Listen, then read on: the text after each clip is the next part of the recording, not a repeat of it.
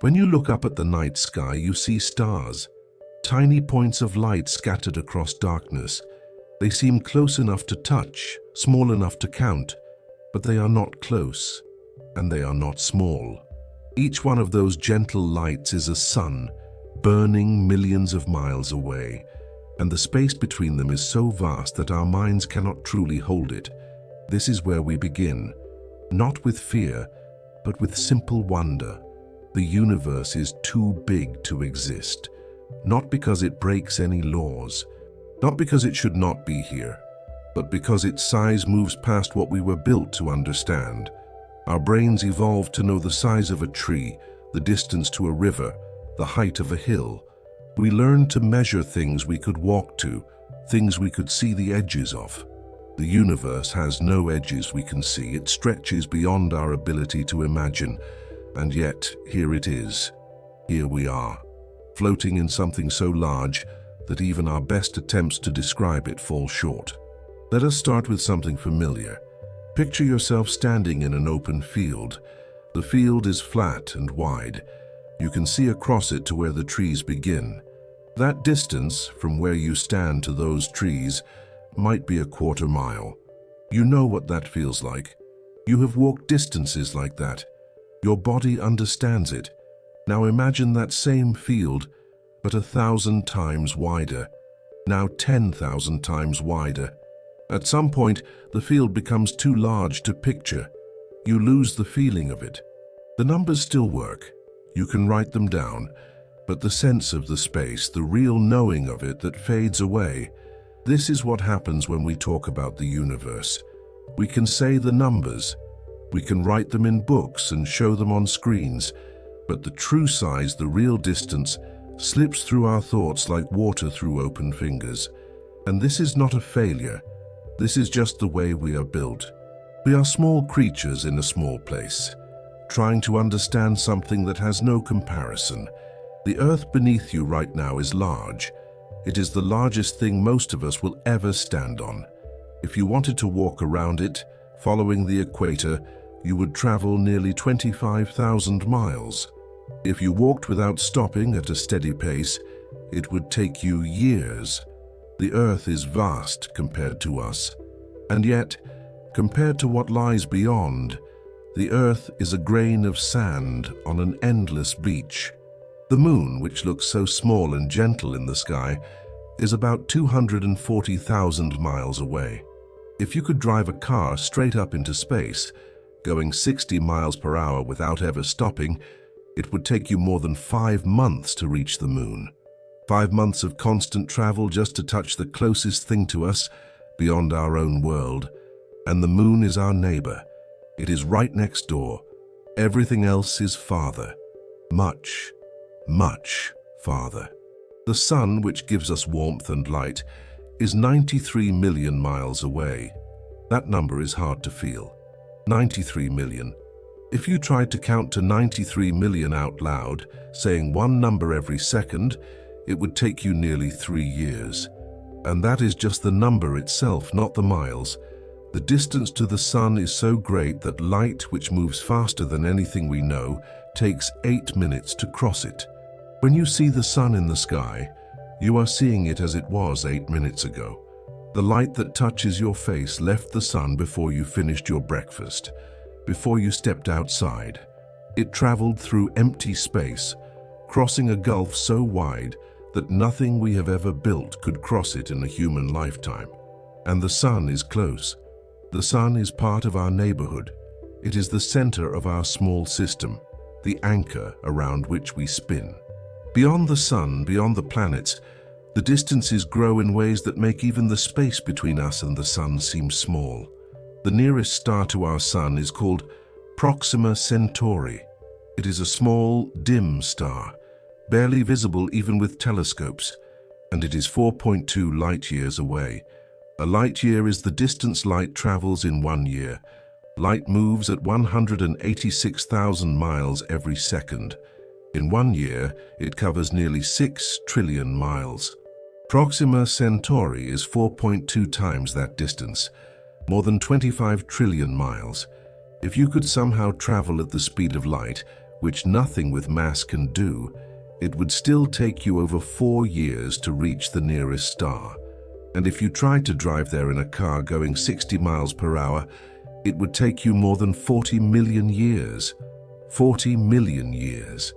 That is longer than humans have existed, longer than our ancestors walked upright, longer than the time since the asteroid that ended the age of dinosaurs.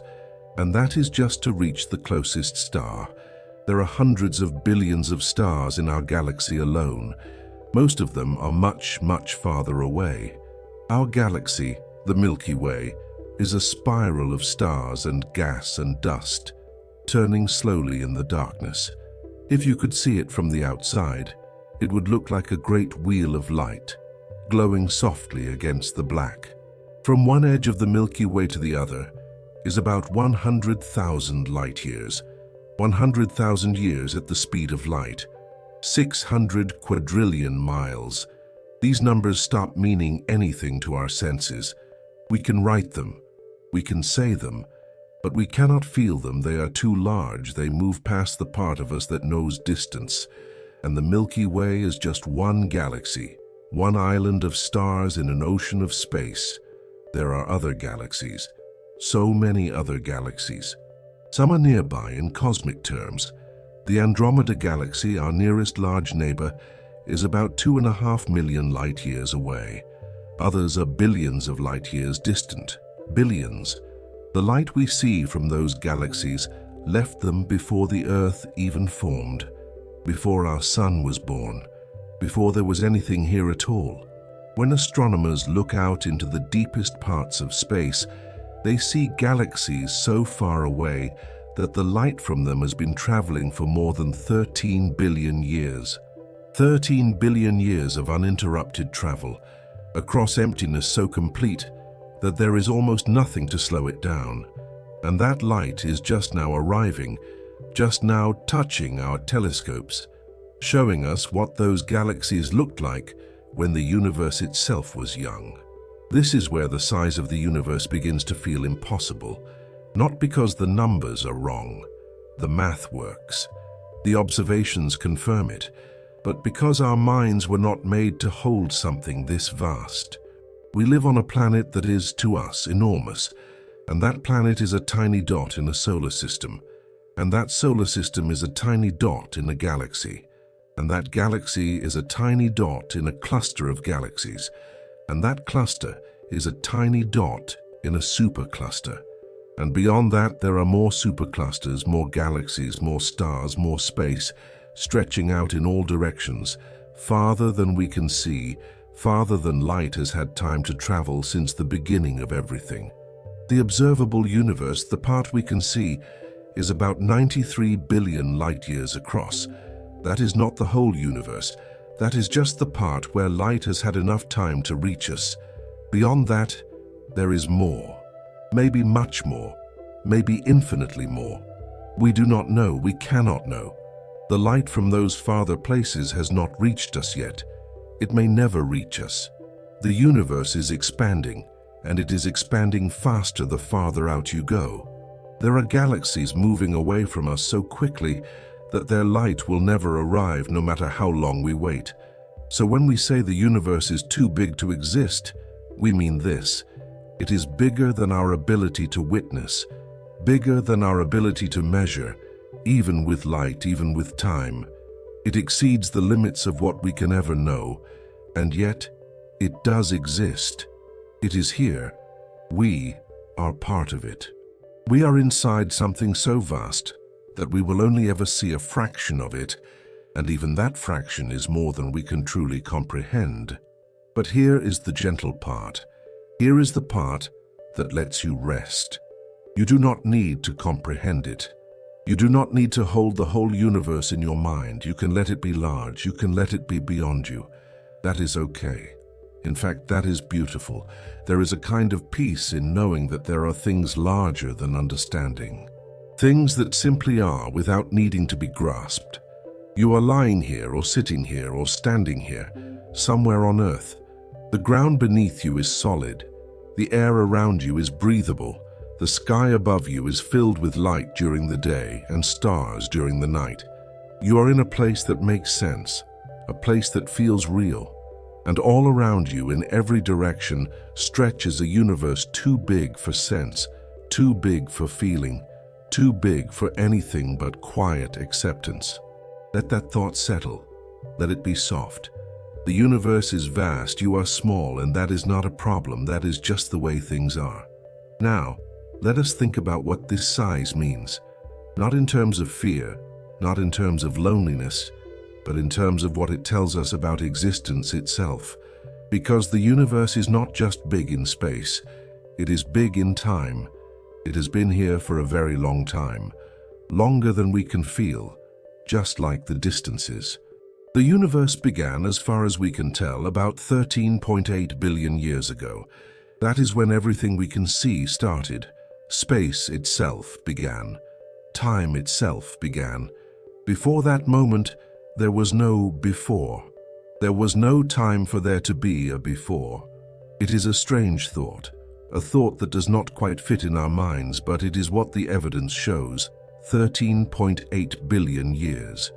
If you tried to count the seconds in that time, you would be counting a number with 17 digits.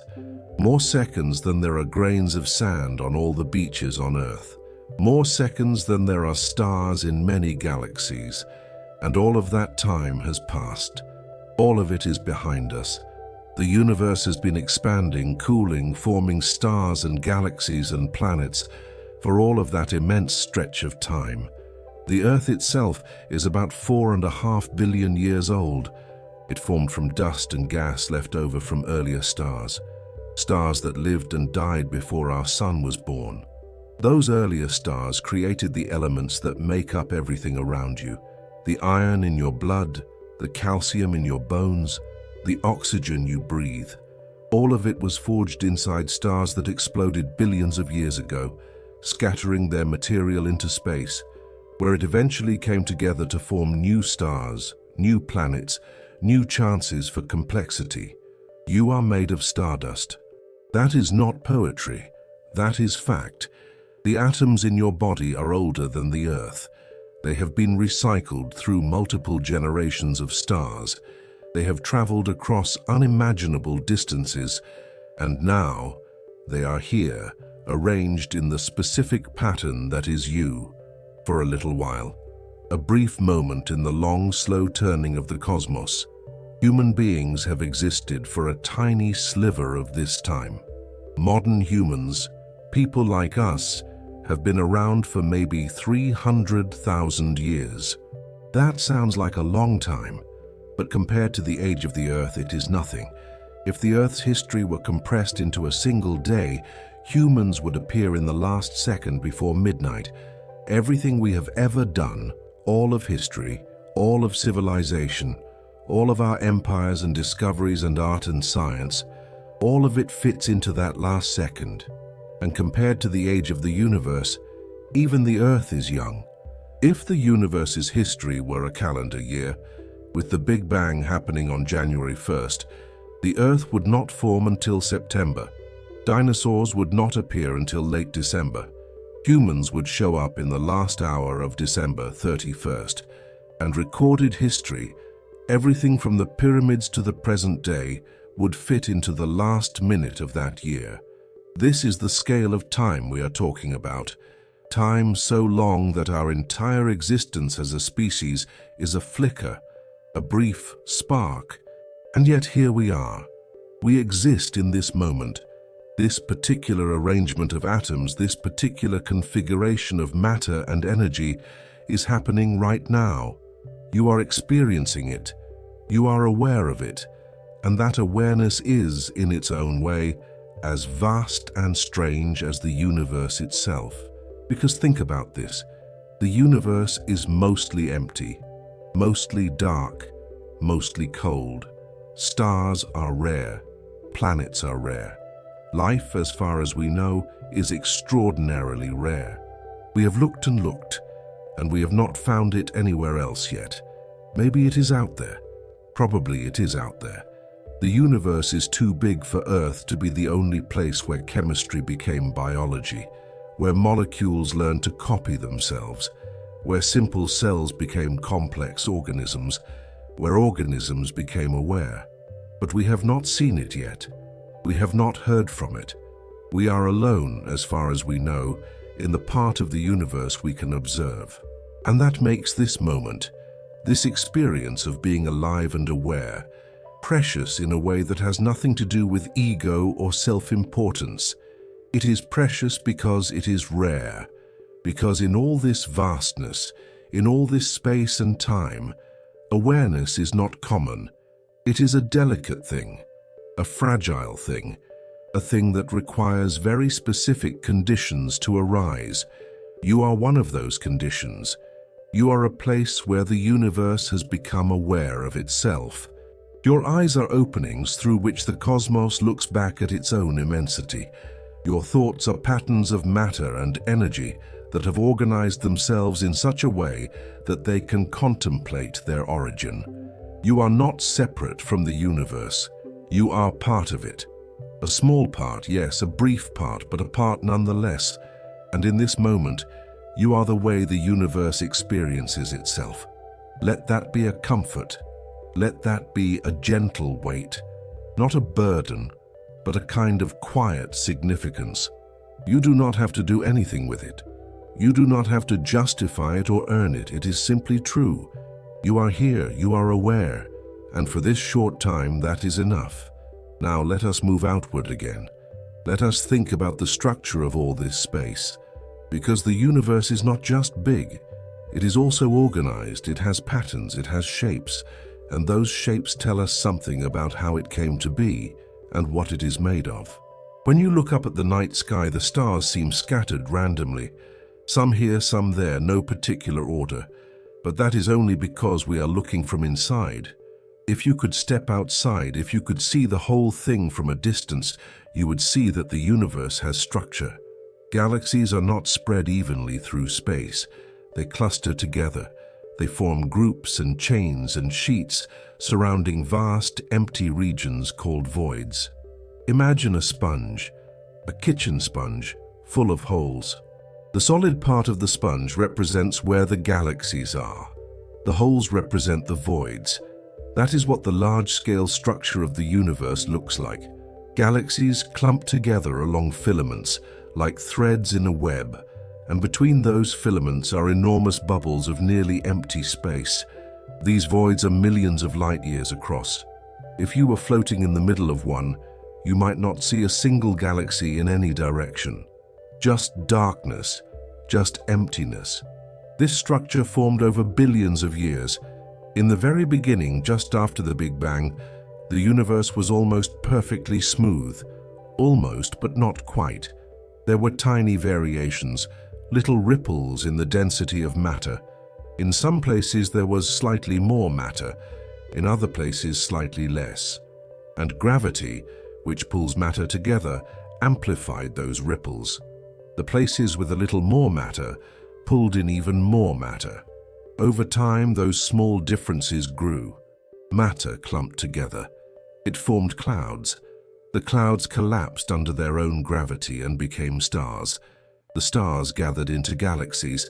The galaxies gathered into clusters.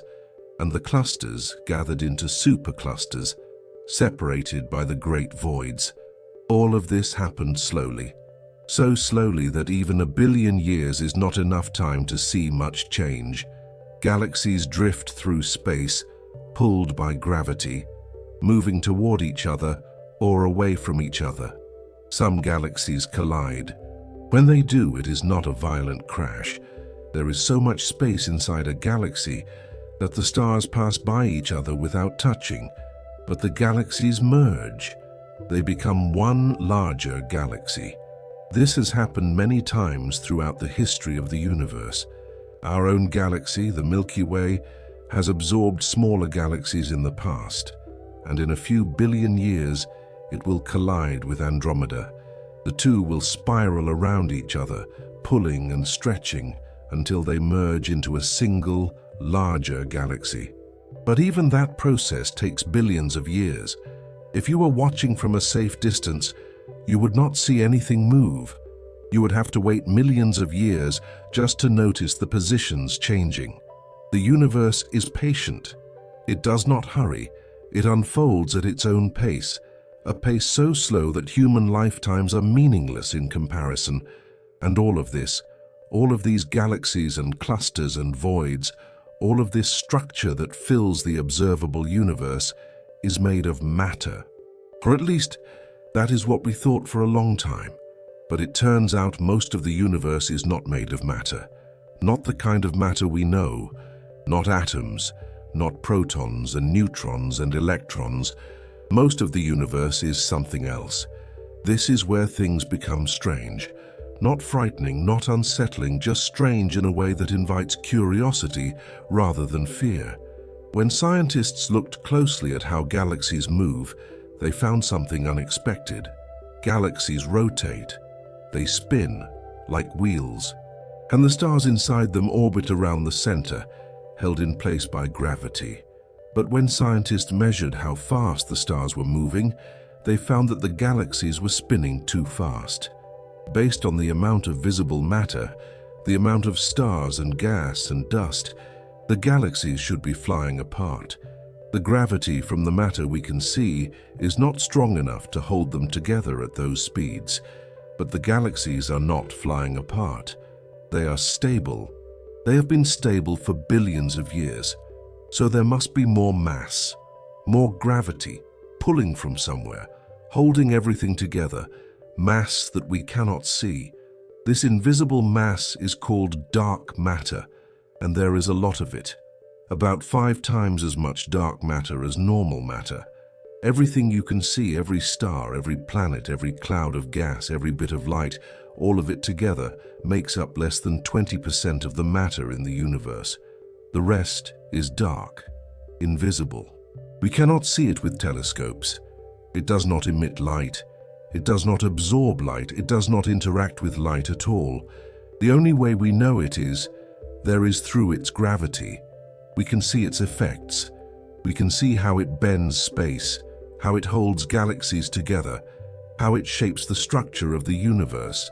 But we do not know what it is made of. This is not a failure of science. This is science working as it should. We observe something strange. We propose an explanation. We test that explanation, and we admit when we do not yet have all the answers.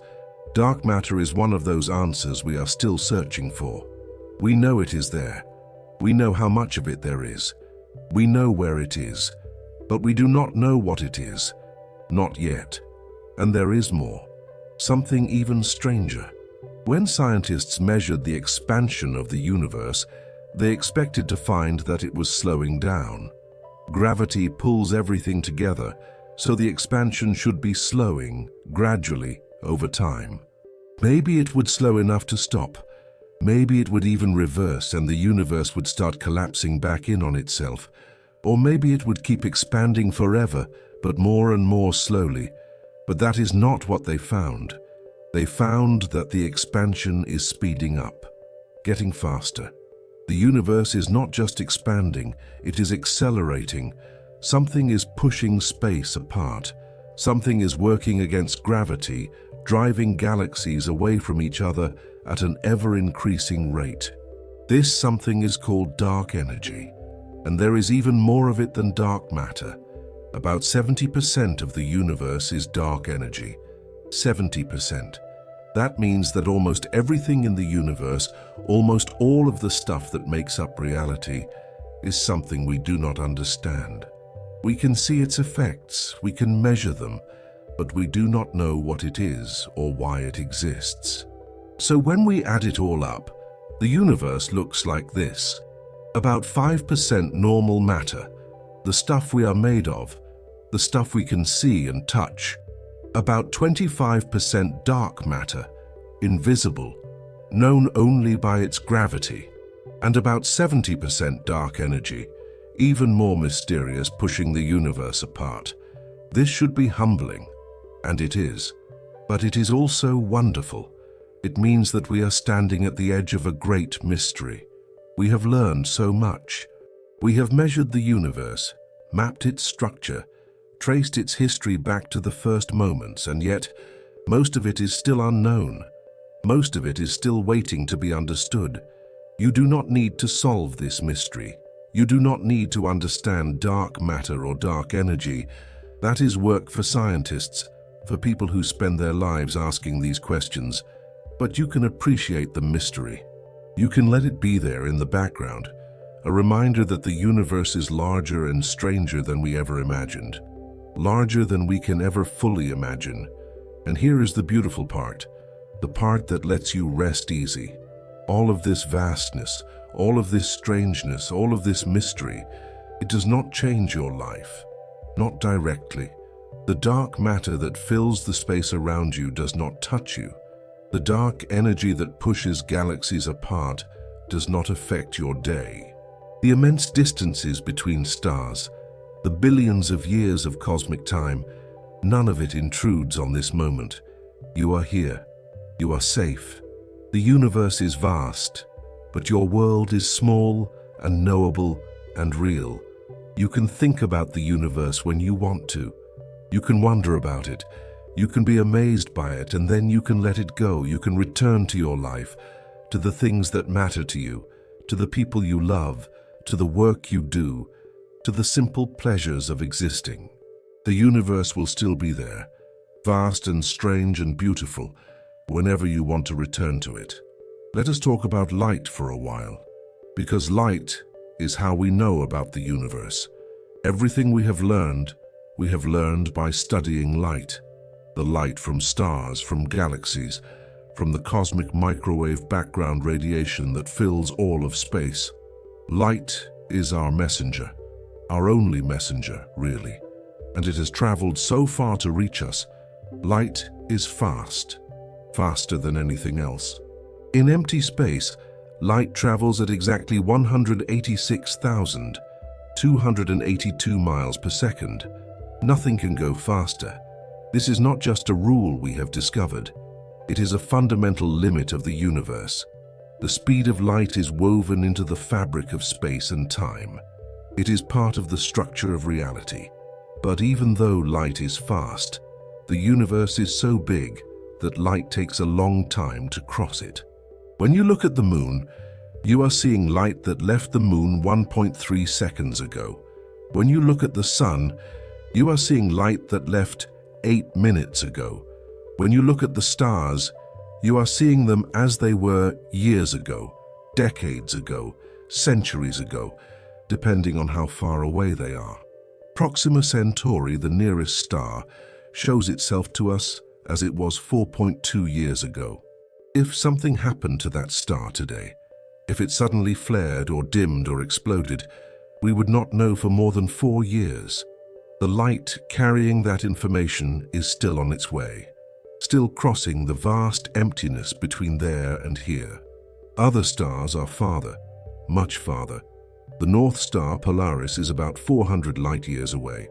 When you look at it, you are seeing light that left that star 400 years ago, before the telescope was invented, before the printing press, before most of the world knew that other continents existed.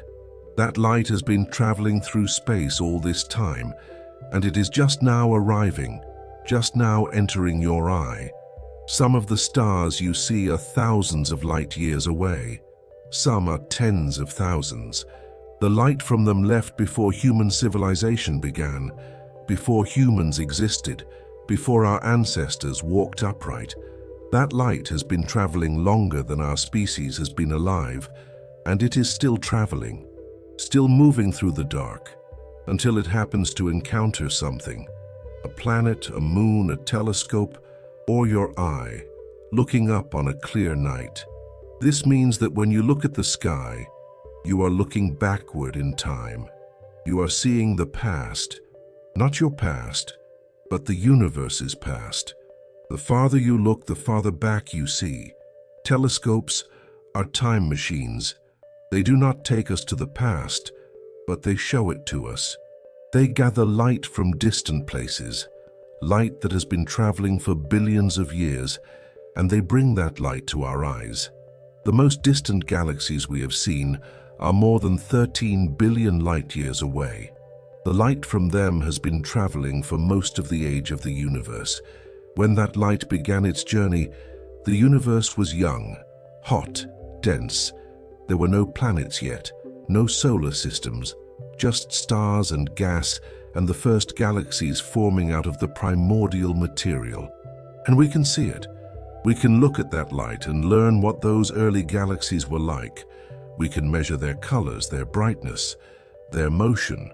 We can piece together the story of how the universe evolved from that hot, dense beginning to the vast, cool, structured place it is now. But there is a limit. There is a point beyond which we cannot see, not because our telescopes are not good enough, but because the light has not had enough time to reach us. The universe is 13.8 billion years old. Light can only travel so far in that time. Beyond that distance, there is more universe, almost certainly, but we cannot see it. The light from those farther places has not arrived yet. And because the universe is expanding, some of that light may never arrive. Some parts of the universe are moving away from us faster than light can travel through the expanding space between us. Those parts are beyond our horizon, forever invisible. This is another way the universe is too big to exist. It is bigger than we can see, bigger than light, even with all the time in the world, can show us. There are galaxies out there, stars, maybe planets, maybe life, that we will never know about. They exist in a part of the universe that is permanently cut off from us, not by distance alone, but by the nature of space and time themselves. And yet, we are not troubled by this, or at least, we do not need to be. There is something peaceful in accepting that there are limits to what we can know, that the universe keeps secrets, not because it is hiding them, but simply because they are too far away, because the light carrying the information cannot reach us. And that is okay. We do not need to know everything. We do not need to see every galaxy. What we can see is already more than enough to fill us with wonder. Let us think about stars for a while. Because stars are the most important objects in the universe, at least they are the most important objects for us. Stars create light and heat. They create the elements that make up planets and life. Without stars, the universe would be dark and cold and empty, just hydrogen and helium, slowly cooling, slowly spreading out with nothing interesting happening anywhere. But stars exist. They form when clouds of gas collapse under their own gravity. The gas falls inward, pulled by gravity, and as it falls, it heats up, it compresses. The center of the cloud becomes denser and hotter. Eventually, it becomes so hot and so dense that hydrogen atoms start to fuse together. They combine to make helium, and when they do, they release energy, enormous amounts of energy. That energy pushes outward against the gravity pulling inward, and the star reaches a balance. Gravity pulls in, fusion pushes out, and the star shines. This is what the sun is doing. Right now, it has been doing it for about 4.5 billion years, and it will keep doing it for another 5 billion years or so. Then it will run out of hydrogen in its core. It will start fusing helium into heavier elements. It will swell up, becoming a red giant, large enough to swallow the inner planets, maybe including Earth. And then, eventually, it will shed its outer layers and collapse into a white dwarf, a small, dense, slowly cooling remnant.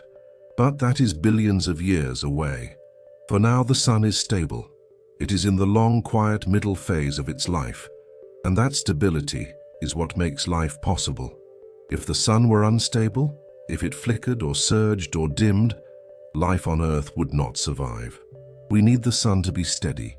We need it to shine with the same brightness day after day, year after year, for billions of years. And it does. It is extraordinarily reliable. A constant source of warmth and light, holding our planet in its orbit, driving the weather, feeding the plants, making everything possible. Other stars are different. Some are much larger than the sun, much hotter, much brighter. They burn through their fuel quickly, living only a few million years before they explode as supernovae. When they do, they scatter the elements they created into space: carbon, oxygen, nitrogen, iron, gold, all the heavy elements. All the elements that make up planets and people. Those elements did not exist in the beginning. In the early universe, there was only hydrogen and helium, with tiny traces of lithium. Everything else was made inside stars, made by fusion, and then released when the stars died. We are made of those released elements. We are made of the remnants of dead stars, stars that lived and died before the sun was born. This is a deep connection, a physical connection. The atoms in your body were once inside a star. They were part of something vast and hot and bright, and now they are part of you, part of something small and cool and aware. Some stars are smaller than the sun, cooler, dimmer. They burn their fuel slowly, living for tens of billions of years. Some of these stars will outlive the universe's current age. They will still be shining long after the sun has died, long after the last massive stars have exploded, long after the galaxies have drifted so far apart that they cannot see each other anymore. And some stars are not alone. Many stars have companions. They orbit each other, bound together by gravity. Some are in pairs. Some are in groups of 3 or 4 or more. Our sun is unusual in being alone. Most stars have at least one companion, and many of those stars have planets. We have found thousands of planets orbiting other stars, thousands, and we have only looked at a tiny fraction of the stars in our galaxy. The real number is almost certainly in the billions, maybe hundreds of billions. Most of those planets are not like Earth. Some are too hot, some are too cold, some are gas giants like Jupiter, with no solid surface. Some are rocky, but with atmospheres that are poisonous or crushing or absent. But some are in the right range, the right distance from their star, the right size, the right temperature. Places where water can exist as a liquid, places where chemistry can become complex, places where life, maybe, could begin. We do not know if life has begun on any of those planets. We have not found it yet. But the universe is so large and there are so many stars and so many planets that it seems unlikely we are alone. Life might be rare. It might require very specific conditions. But with billions of chances, even rare things can happen many times. And if life is out there, some of it might be aware. Some of it might be looking up at their sky, wondering the same things we wonder, asking the same questions, feeling the same sense of smallness and awe. Maybe they have built telescopes. Maybe they have seen our sun, a faint point of light among billions of others. Maybe they have wondered if anyone is here. We have sent messages, radio signals, broadcasts, information about who we are and where we are. Those signals are traveling outward at the speed of light. They have not gone far yet, only a few dozen light years, a tiny bubble around our sun. But they are still going, still spreading, and maybe someday someone will hear them. Someone will receive them and understand and respond, and the message will travel back, taking years or decades or centuries, but it will arrive. And we or our descendants will know that we are not alone. Or maybe not. Maybe life is rarer than we think. Maybe we are the only ones. The only place in all the vastness where matter has become aware. That would be lonely in a way, but it would also be precious. It would mean that this moment, this experience, this awareness is unique, the only time and place in the entire universe where such a thing exists. Either way, the universe is too big for us to be the center of it, too big for us to be its purpose. We are a small part of a much larger whole. A part that happens to be aware, a part that happens to wonder, and that is enough. That is more than enough. Let us think about time again, because time is strange in the universe. It does not flow the same way everywhere. This is something Einstein discovered. Time is not absolute. It is not a river that carries everything along at the same rate. Time is flexible. It bends. It stretches. It depends on how fast you are moving and how strong the gravity is around you. If you could travel very fast, close to the speed of light, time would slow down for you. Not in a way you would notice. Your heartbeat would feel normal. Your thoughts would feel normal. But compared to someone who stayed behind, not moving so fast, your time would be passing more slowly. If you traveled away from Earth at nearly the speed of light, then turned around and came back, you might find that only a few years had passed for you, but decades or centuries had passed on Earth. This is not science fiction. This is real. It has been tested. It has been measured. Time really does slow down when you move fast, and it also slows down in strong gravity. The stronger the gravity, the slower time flows. Near a black hole where gravity is incredibly strong, time can slow to almost nothing. Someone falling into a black hole would experience time normally, but someone watching from far away would see them slow down, slower and slower, until they seem to freeze at the edge, never quite falling in. This means that time, like space, is part of the structure of the universe. It is not separate. It is not a backdrop. It is woven together with space into something called spacetime. And spacetime can bend and stretch and curve. Mass and energy curve spacetime, and that curvature is what we experience as gravity. This is hard to picture. Our brains did not evolve to understand curved spacetime, but we can think of it like a stretched rubber sheet. If you place a heavy ball on the sheet, it makes a dent, a curve. If you roll a smaller ball nearby, it will spiral around the heavy ball, pulled by the curve. That is similar to how gravity works. The sun curves spacetime around it.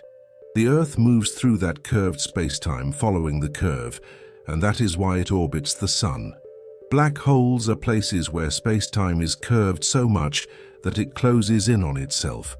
Nothing can escape from inside a black hole, not even light. That is why they are black. They do not emit light. They do not reflect light. They are holes in space, regions where gravity is so strong that the usual rules break down. And yet, black holes are not rare. There are millions of them in our galaxy alone, maybe billions. Most of them are small, just a few times the mass of the sun. They form when massive stars collapse at the end of their lives. The core of the star, no longer supported by fusion, falls inward, compressing into a point so small and dense that it warps spacetime completely. Some black holes are much larger, supermassive black holes, millions or billions of times the mass of the sun. These sit at the centers of galaxies. Our galaxy has one. It is called Sagittarius Acor. It is about 4 million times the mass of the sun, and it is just sitting there at the center of the Milky Way, quietly pulling in gas and dust and the occasional star. We cannot see it directly, but we can see the stars near it. They orbit around it, moving incredibly fast, pulled by its immense gravity. By watching those stars, by measuring their motion, we can figure out how much mass is at the center. And the only thing that could have that much mass in such a small space is a black hole. Black holes are strange. They challenge our understanding of physics, but they are also a natural part of the universe. They are what happens when gravity is allowed to do what it does, without anything to stop it. And they are beautiful in their own way, elegant solutions to the equations that describe space-time. You do not need to worry about black holes. The nearest one is thousands of light years away. It cannot hurt you. It cannot reach you. It is simply there in the distance, one more wonder in a universe full of wonders. Let us think about emptiness, because most of the universe is empty, profoundly empty. If you took all the matter in the universe, all the stars and planets and gas and dust and dark matter, and spread it out evenly through all of space, you would have about 1 hydrogen atom per cubic meter. 1 atom. In a space the size of a large room, That is how empty the universe is on average. Of course, matter is not spread evenly. It clumps together. It forms stars and galaxies. But between the galaxies, in the vast voids, there is almost nothing. Just a few stray atoms, a few photons of light, and the dark matter invisible passing through without interacting. This emptiness is hard to grasp. We live in a place that is full of air, full of objects, full of life. We are not used to emptiness. But emptiness is the default state of the universe. Fullness is the exception. We are the exception. We are a rare, temporary gathering of matter in an ocean of nothingness. And yet, that nothingness is not really nothing.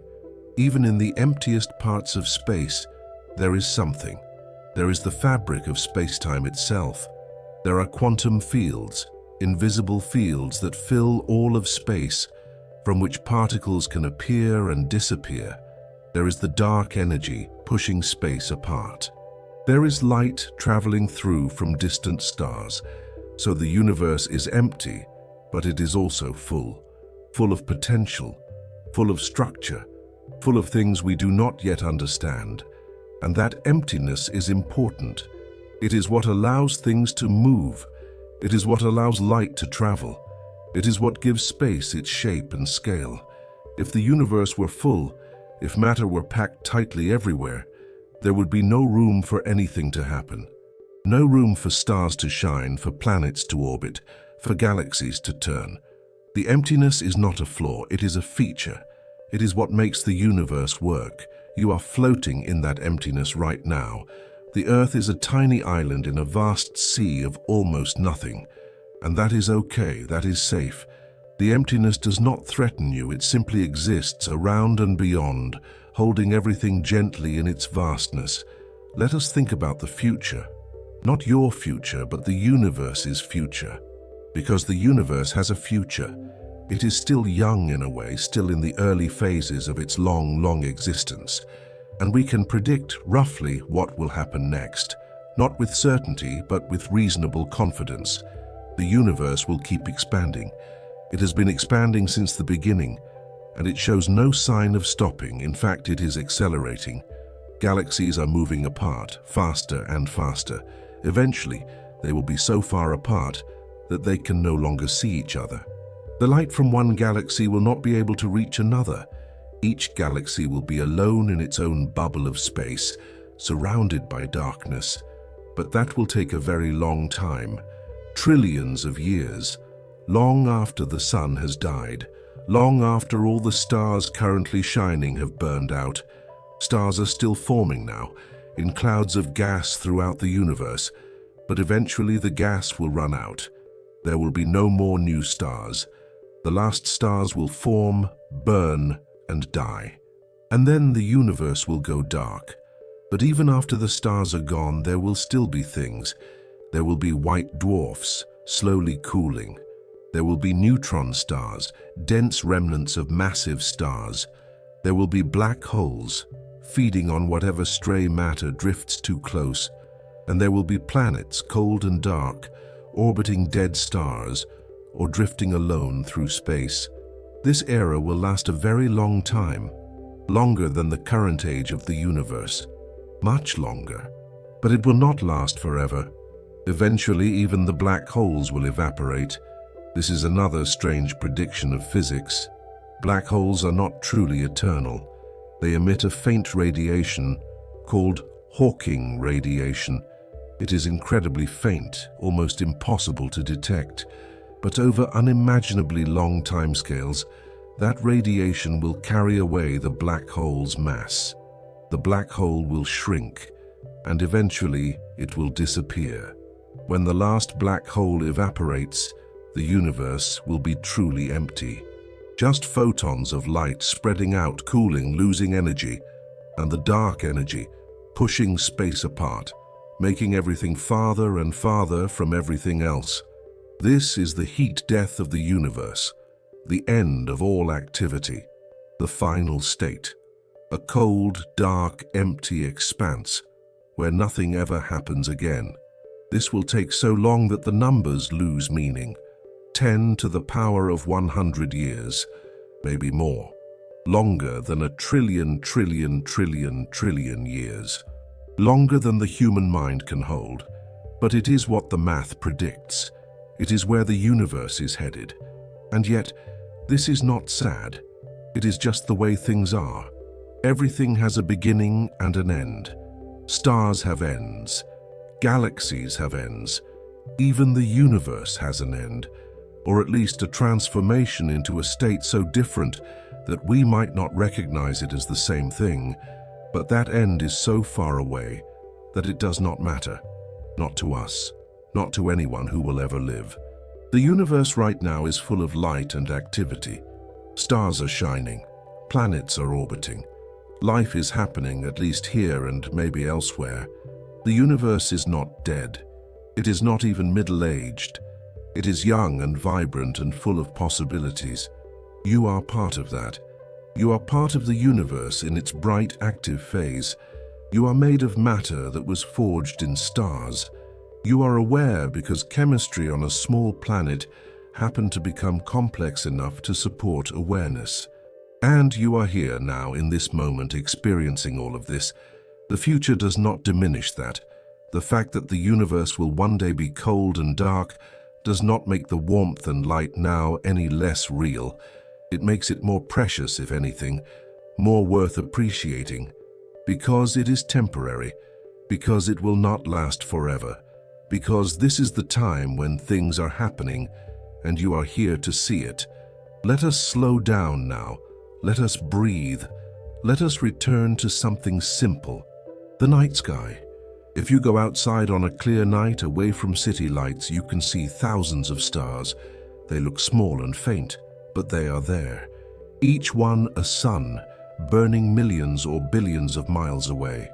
Each one with its own story, its own life cycle, its own place in the great structure of the galaxy. If you are patient, if you let your eyes adjust, you might see the Milky Way, a faint band of light stretching across the sky. That band is our galaxy, seen from inside. You are looking at the combined light of billions of stars, too far away and too faint to see individually, but together making a soft glow. And if you are very lucky, if the night is very dark, you might see a faint smudge, a little patch of light, barely visible. That is the Andromeda Galaxy, the nearest large galaxy to our own. The light from that smudge has been traveling for 2.5 million years. It left Andromeda before humans existed, before our ancestors even separated from the ancestors of chimpanzees, and it is just now arriving, just now touching your eye. When you look at that smudge, you are seeing something unimaginably far away, something vast, something made of hundreds of billions of stars. And you are seeing it as it was in the deep past, not as it is now, but as it was long before you were born. This is the gift of the night sky. It connects you to the universe.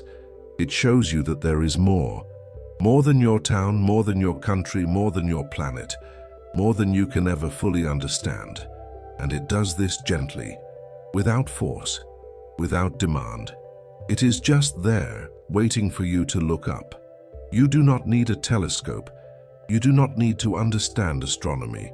You just need to look and let the light come in. Let the photons that have traveled so far enter your eyes and touch the cells at the back of your retina. Let your brain process that light and turn it into an image of stars, an image of distance, an image of the universe itself.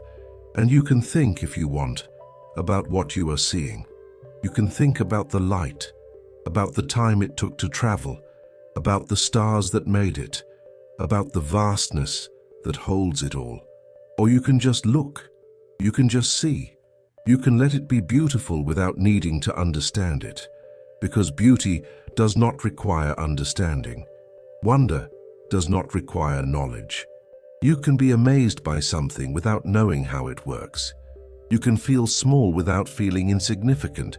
You can be part of something vast without being lost in it.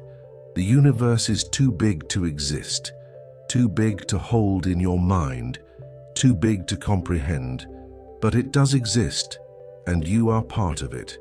A small part, yes, a brief part, but a part nonetheless. And in this moment, that is enough, more than enough. It is everything. There is a way to think about size that does not involve numbers. Numbers help, of course. They give us precision. They let us compare one thing to another, but numbers can also be overwhelming. They can pile up until they lose their meaning. So instead, let us think about size in terms of relationships, in terms of what fits inside what contains what, how things nest within each other, like boxes inside boxes, each one revealing a larger space, a wider context. You are sitting or lying somewhere right now. You occupy a space. Your body has a size. You know this size intimately. You know how tall you are, how wide, how much room you take up. You have walked through doorways, sat in chairs, reached for things on shelves. Your body is your measure, your reference point. Everything else in the world you understand in relation to your body. The room you are in is larger than you. Maybe twice as tall, maybe 3 times as wide. You can move around in it. You can cross from one side to the other in a few steps. The room contains you, but not by much. You fill a noticeable portion of it. You are significant within this space.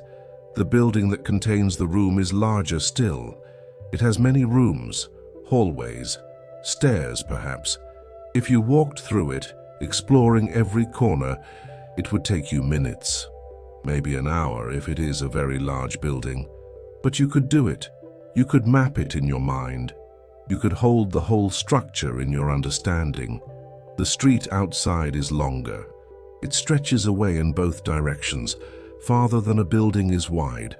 Other buildings line it, trees maybe, parked cars. If you walk to the end of the street, it might take 10 minutes, 20. You could still do it. You could still hold it in your sense of space. The neighborhood is larger. Many streets intersecting, forming a grid or a tangle, hundreds of buildings, thousands of people. If you walked through the whole neighborhood, it would take hours. But people do this. They walk their neighborhoods. They come to know them, the corner store, the park, the busy intersection, the quiet side street. The neighborhood is large, but it is knowable. The city is larger, too large to walk across in a day. Too large to know every street, every building, but you can still understand it. You can look at a map. You can see how the neighborhoods fit together. You can ride a bus or a train from one end to the other and watch the city change as you move through it. The city is vast compared to you, but it still has edges. You can still find the places where it ends, where the buildings give way to fields or forests or water. The region is larger. The city and the land around it, other cities, towns, countryside. If you drove for hours, you would still be in the same region, the same general area. The landscape might change, the architecture might change, the accents might shift, but there is a continuity, a connection. You are still in a place that has a name, a character, an identity. The country is larger, too large to cross in a day, even by car. Too large to see all of. You could spend a lifetime exploring a country and never see everything, never visit every town, every mountain, every forest, but you can still picture it. You can look at a map and see the shape. You can understand where you are within it. You can point to a place and say, that is north of here, or south, or east, or west. The continent is larger. Many countries, different languages, different cultures, deserts and jungles and mountain ranges that stretch for thousands of miles. If you wanted to cross a continent on foot, it would take months, maybe years. But people have done it. People have walked across continents. It is hard, but it is possible. The continent is large, but it is still a piece of the earth, still a place you can point to on a globe. And the earth, the whole earth, is larger still. All the continents, all the oceans, every place, every ecosystem, every climate zone, from the ice at the poles to the heat at the equator, from the highest mountains to the deepest ocean trenches. The Earth is vast. If you tried to visit every country, every significant place, it would take a lifetime. Even then, you would miss most of it. Most of the Earth is ocean. Most of the ocean is empty. Most of the land is wilderness, places where few people go. But even though the Earth is large, it is still bounded. It is still a sphere. You can sail around it. You can fly around it. People have seen it from space, floating against the black, a blue and white marble, beautiful and fragile and whole. The Earth has edges, even if those edges curve back on themselves. It is a finite thing, a complete thing. And it is our home, the only home we have ever known. Now step back, step outside. Imagine you are floating above the Earth, looking down. You can see the curve of the horizon, the thin line of the atmosphere, a delicate blue shell around the planet. And beyond that, space, darkness, emptiness stretching in every direction. From here, the Earth looks small. Not tiny, not yet, but small. You can see a whole hemisphere. You can see weather systems swirling over oceans. You can see the green of forests, the brown of deserts, the white of clouds and ice. It is all visible at once. The Earth fits in your view. It is contained. And already it is dwarfed by the emptiness around it. If you float farther out, past the moon, the Earth becomes smaller.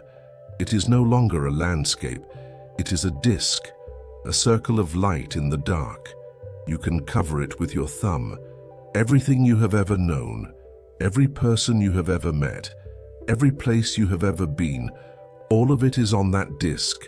And from here, you cannot see any of it. You cannot see the cities. You cannot see the mountains. You cannot even see the continents clearly. The Earth is just a blue dot, growing smaller as you drift away. Keep going, past the orbit of Mars, past the asteroid belt. The Earth is very small now. It is just a point of light, barely distinguishable from the stars. You would need a telescope to see any detail, to confirm that it is a planet and not just another distant star. And yet, it is still there, still home, still the place where everything you know is happening. At the distance of Jupiter, the Earth is invisible to the naked eye. You could search the sky and not find it. It is lost in the glare of the sun. The sun itself is small from here, still bright, still the most obvious object in the sky, but no longer overwhelming. It is a star now, a very close star, but a star nonetheless. And the Earth is just a mote of dust circling it, too small and too dim to see. From the edge of the solar system, from the distance where the sun's influence fades and interstellar space begins, the sun is just another star. Brighter than most, but not by much. And the Earth, the moon, the planets, all of them are gone, vanished into the sun's glow. You are alone now in the dark between stars, and there is no sign that the solar system even exists.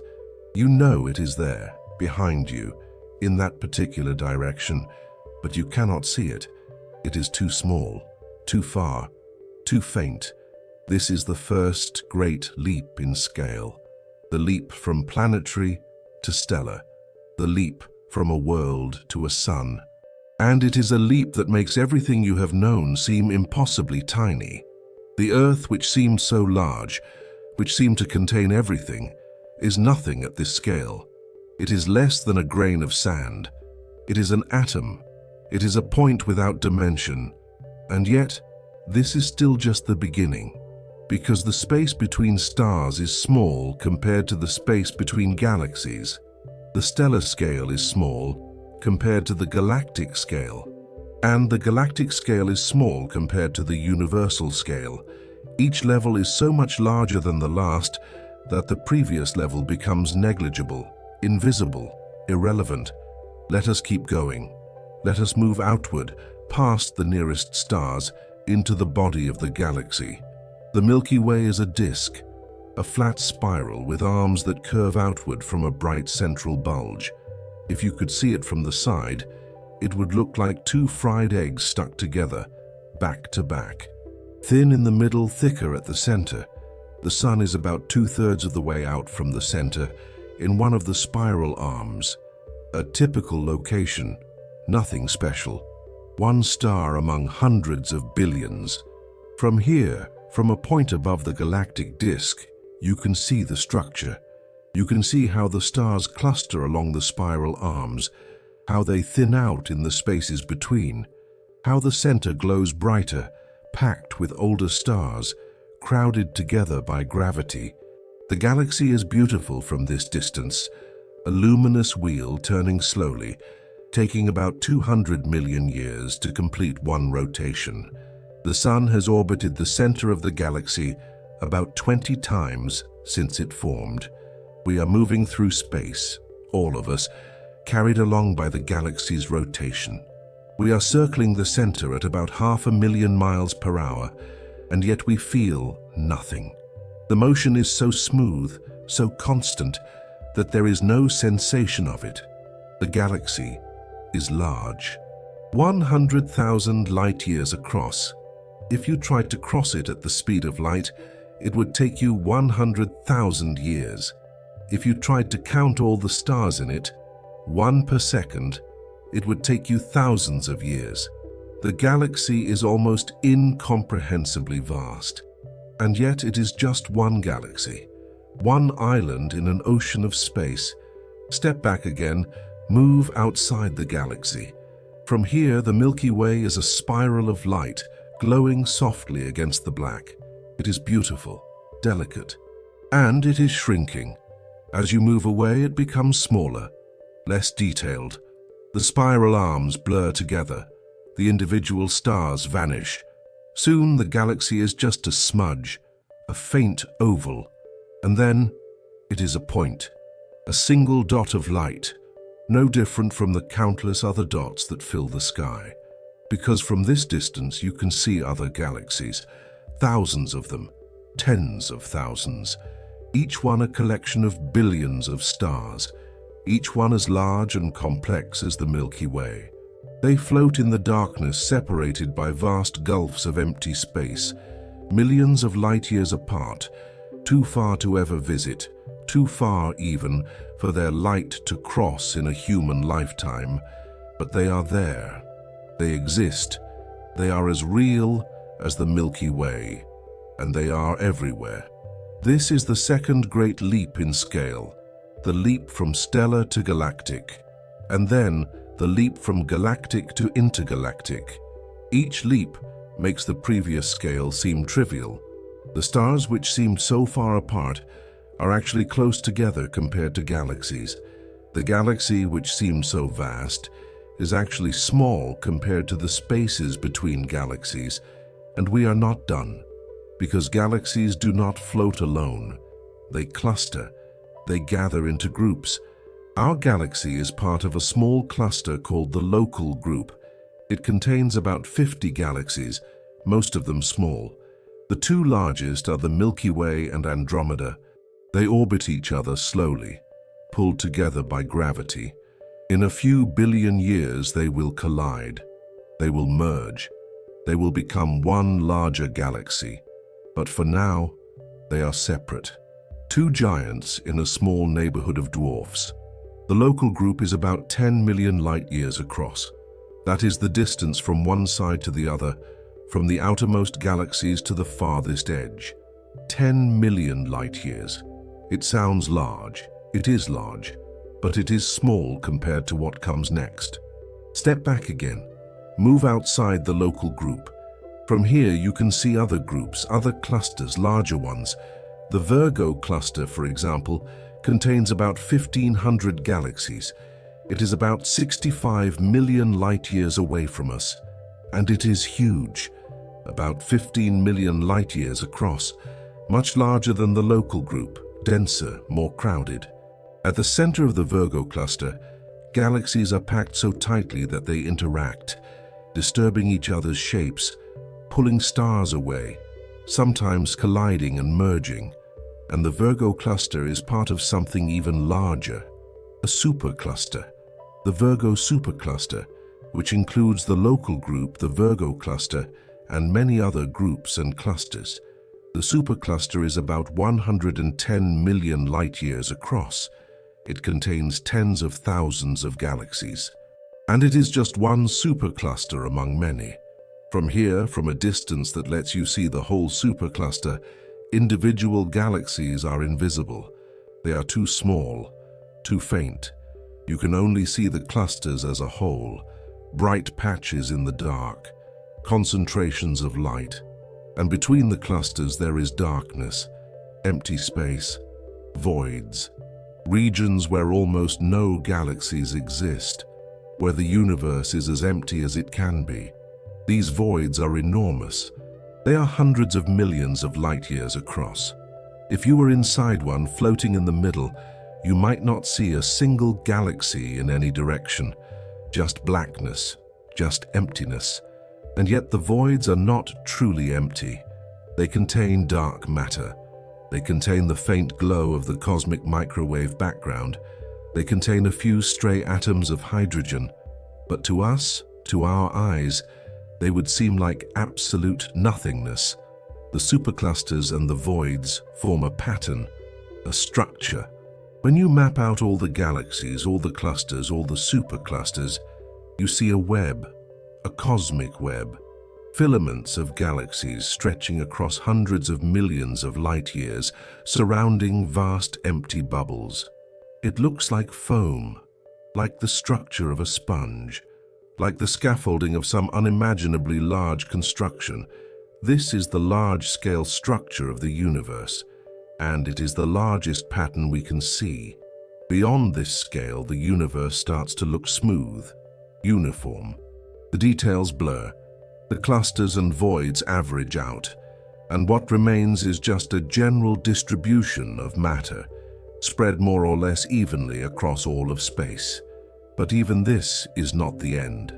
Because the observable universe, the part we can see, is larger than the cosmic web we have mapped. Much larger. The observable universe is about 93 billion light-years across, and it contains, by some estimates, about 2 trillion galaxies. 2 trillion. Each one with billions or trillions of stars. Each star potentially with planets. Each planet a world, with its own mountains and valleys and weather and chemistry. The numbers become absurd. They pile up until they lose meaning. 2 trillion galaxies. Septillions of stars. More planets than we can count. More atoms than there are grains of sand on all the beaches of Earth, multiplied by trillions. The universe is so large, has so much in it, that our minds simply cannot encompass it. We can say the words, we can write the numbers, but we cannot feel it, we cannot hold it, it slips away. And this, remember, is just the observable universe, just the part where light has had time to reach us. Beyond that, there is more. Almost certainly more. The universe does not end at the edge of what we can see. It keeps going. How far, we do not know. Maybe it is infinite. Maybe it goes on forever, in all directions, without boundary, without end. Or maybe it curves back on itself like the surface of a sphere, so that if you traveled far enough in one direction, you would eventually return to where you started. We do not know. We cannot know, not yet, maybe not ever. But whether the universe is infinite or merely vastly larger than what we can observe, the result is the same. It is too big to see, too big to measure, too big to exist by any standard that makes sense to us. And yet, it does exist. It is here. We are in it. We are part of it. Let us bring it back now. Let us shrink the scale again, returning to something more familiar. Because there is another way to think about size, not by moving outward into larger and larger scales, but by moving inward into smaller and smaller ones. Because the universe is not just large, it is also small. It contains things so tiny that they are as far below our ability to perceive as galaxies are above it. You are made of cells, trillions of them. each one so small that you cannot see it without a microscope. Cells are the building blocks of your body. Each one is a tiny factory, carrying out chemical reactions, producing energy, making proteins, copying DNA. Cells are alive in a way. They are not conscious, they do not think, but they are active, they are doing things constantly, without rest. A typical human cell is about 10 micrometers across. A micrometer is 1/1,000,000th of a meter, 1,000th of a millimeter. Your cells are incredibly small. If you lined them up side by side, it would take about 100 of them to stretch across 1 millimeter, and you have trillions of them, 37 trillion by some estimates. More cells in your body than there are stars in the Milky Way. Inside each cell there are smaller things, organelles, structures that perform specific functions. The nucleus, which holds the DNA, mitochondria, which produce energy, ribosomes, which build proteins. Each of these is smaller than the cell, much smaller. A mitochondrion is less than 1 micrometer across, smaller than a cell by a factor of 10 or more. And inside the organelles, there are molecules, proteins, lipids, carbohydrates, nucleic acids. These are the chemicals of life, the molecules that make everything work, and they are tiny. A typical protein molecule is about 10 nanometers across. A nanometer is 1/1000,000th of a meter, 1,000th of a micrometer. A protein is so small that even with a powerful microscope, you cannot see it clearly. You can see its shadow, you can infer its shape, but you cannot see the details. Inside the molecules there are atoms, carbon, hydrogen, oxygen, nitrogen, the elements that make up organic chemistry, the elements that make up you. An atom is about 1 angstrom across. An angstrom is 1/10th of a nanometer, 1/10,000,000,000th of a meter. Atoms are unimaginably small. If you enlarged an atom to the size of a soccer ball, a human hair would be as wide as a large building. And yet, atoms are mostly empty space. The nucleus of an atom, the tiny core that contains almost all its mass, is about 100,000 times smaller than the atom itself. If the atom is a soccer ball, the nucleus is a grain of sand in the center. Everything else is just the electron cloud. Electrons moving in their quantum orbits, filling the space, but having almost no mass. The atom is almost entirely nothing, almost entirely empty, and so are you. Almost all of the space in your body is empty space. The distance between the nucleus and the electrons multiplied by every atom in your body. You are made of emptiness, held together by forces. And inside the nucleus there are even smaller things, protons and neutrons, particles so small that they are measured in femtometers. A femtometer is 1/quadrillionth of a meter, 1/1,000,000th of a nanometer. The nucleus of an atom is about 10 femtometers across. It is so small that there is no analogy that makes sense. It is beyond our ability to picture. And protons and neutrons are not fundamental. They are made of quarks, smaller particles bound together by the strong force. Quarks are, as far as we know, truly fundamental. They have no size. They are point particles, 0 dimensions. And yet they have mass. They have charge. They have properties. They exist.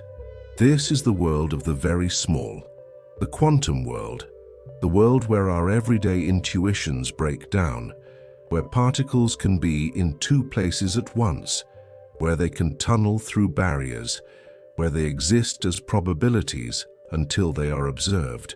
It is a strange world, a world that does not make sense in classical terms, but it is real. It is the foundation of everything. Every atom in your body, every atom in the earth, every atom in the stars is governed by quantum mechanics, by the strange rules of the very small. And just as the universe is too big to exist, the quantum world is too small to see, too small to touch, too small even to imagine clearly. And yet, it is there. It is real. It is the structure beneath the structure, the foundation beneath the foundation. So here we are, caught between two infinities, the infinitely large and the infinitely small, the universe that stretches out beyond our ability to see, and the quantum realm that exists below our ability to perceive.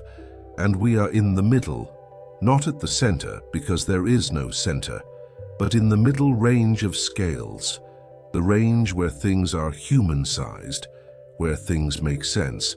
A human being is about 1.5 meters tall, 1.5 meters, right in the middle, on a logarithmic scale, between the size of a proton and the size of the observable universe. We are the geometric mean, the balance point. We are as far above the quantum world as we are below the cosmic one. This is not a coincidence. This is not a special place. We are this size because this is the size that works for creatures like us. Creatures made of cells powered by chemistry, living on a planet. If we were much smaller, we would not be able to maintain the complexity needed for consciousness. If we were much larger, we would collapse under our own weight or require so much energy that we could not survive. We are the size we are because this is the size that allows us to be. And from this size, this middle place, we can look outward and inward. We can build telescopes to see the stars. We can build microscopes to see the cells. We can extend our senses, our awareness, beyond the range of our bodies. We can reach toward the very large and the very small. And we can try to understand them, try to make sense of them, try to fit them into our minds, but we will never fully succeed because the scales are too extreme. The universe is too large. The quantum world is too small. We can measure them. We can describe them. We can predict their behavior with extraordinary precision. But we cannot feel them. We cannot hold them in our intuition. They remain always just beyond our grasp. And that is okay. That is not a failure. That is just the way things are. We are small creatures in a vast universe. We are large creatures in a quantum world. We are in the middle, and the middle is a good place to be. It is the place where life happens, where awareness happens, where meaning happens. You do not need to understand the whole universe. You do not need to grasp the quantum foam. You can live your life here in the middle, and that is enough. You can appreciate the vastness without being lost in it. You can appreciate the intricacy without being overwhelmed by it. You can be small and large at the same time, insignificant and precious, brief and eternal. Because even though you are small, even though you are temporary, you are made of the universe. You are atoms forged in stars. You are chemistry governed by quantum mechanics. You are aware because matter has arranged itself in such a way that it can think about itself. You are a part of the whole, a tiny part, yes, but a part nonetheless. And in this moment you are here, you exist. You are experiencing this, and that is a kind of miracle, not a supernatural miracle, not a violation of the laws of physics, but a miracle nonetheless, a rare and precious arrangement of matter and energy, a chance for the universe to know itself for a little while. Let us think about measurement for a while, because measurement is how we make sense of size, how we turn the vagueness of big and small into something precise, something we can work with. And measurement is, in itself, a strange and beautiful thing. Humans have always measured. We have always tried to quantify the world around us. In the beginning, we used our bodies. A foot was the length of a foot. A cubit was the length of a forearm. A pace was the distance of a step. These measurements were convenient. Everyone had a foot. Everyone had an arm. You could measure things without needing any tools. But these measurements were not precise. One person's foot was not the same as another's. One person's arm was longer or shorter. So we started to standardize. We made rulers. We defined units. We agreed that a foot would be this long, an inch would be that long, a yard would be this many feet, and we made physical objects that represented these units: standard rulers, standard weights, standard volumes, objects that could be copied, carried, compared. For a long time this worked, but it was not perfect.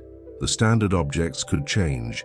They could wear down, get damaged, be lost, and they were hard to share. If you wanted to measure something in another country, you had to either bring your standard object with you or trust that their standards matched yours. Often they did not. So we got more clever. We started defining units based on natural constants, based on things that do not change. The meter, for example, was originally defined as 1/10,000,000th of the distance from the equator to the North Pole. That was a good definition. The Earth was not going to change size. Everyone could agree on it. But it was hard to measure precisely. You had to survey the Earth.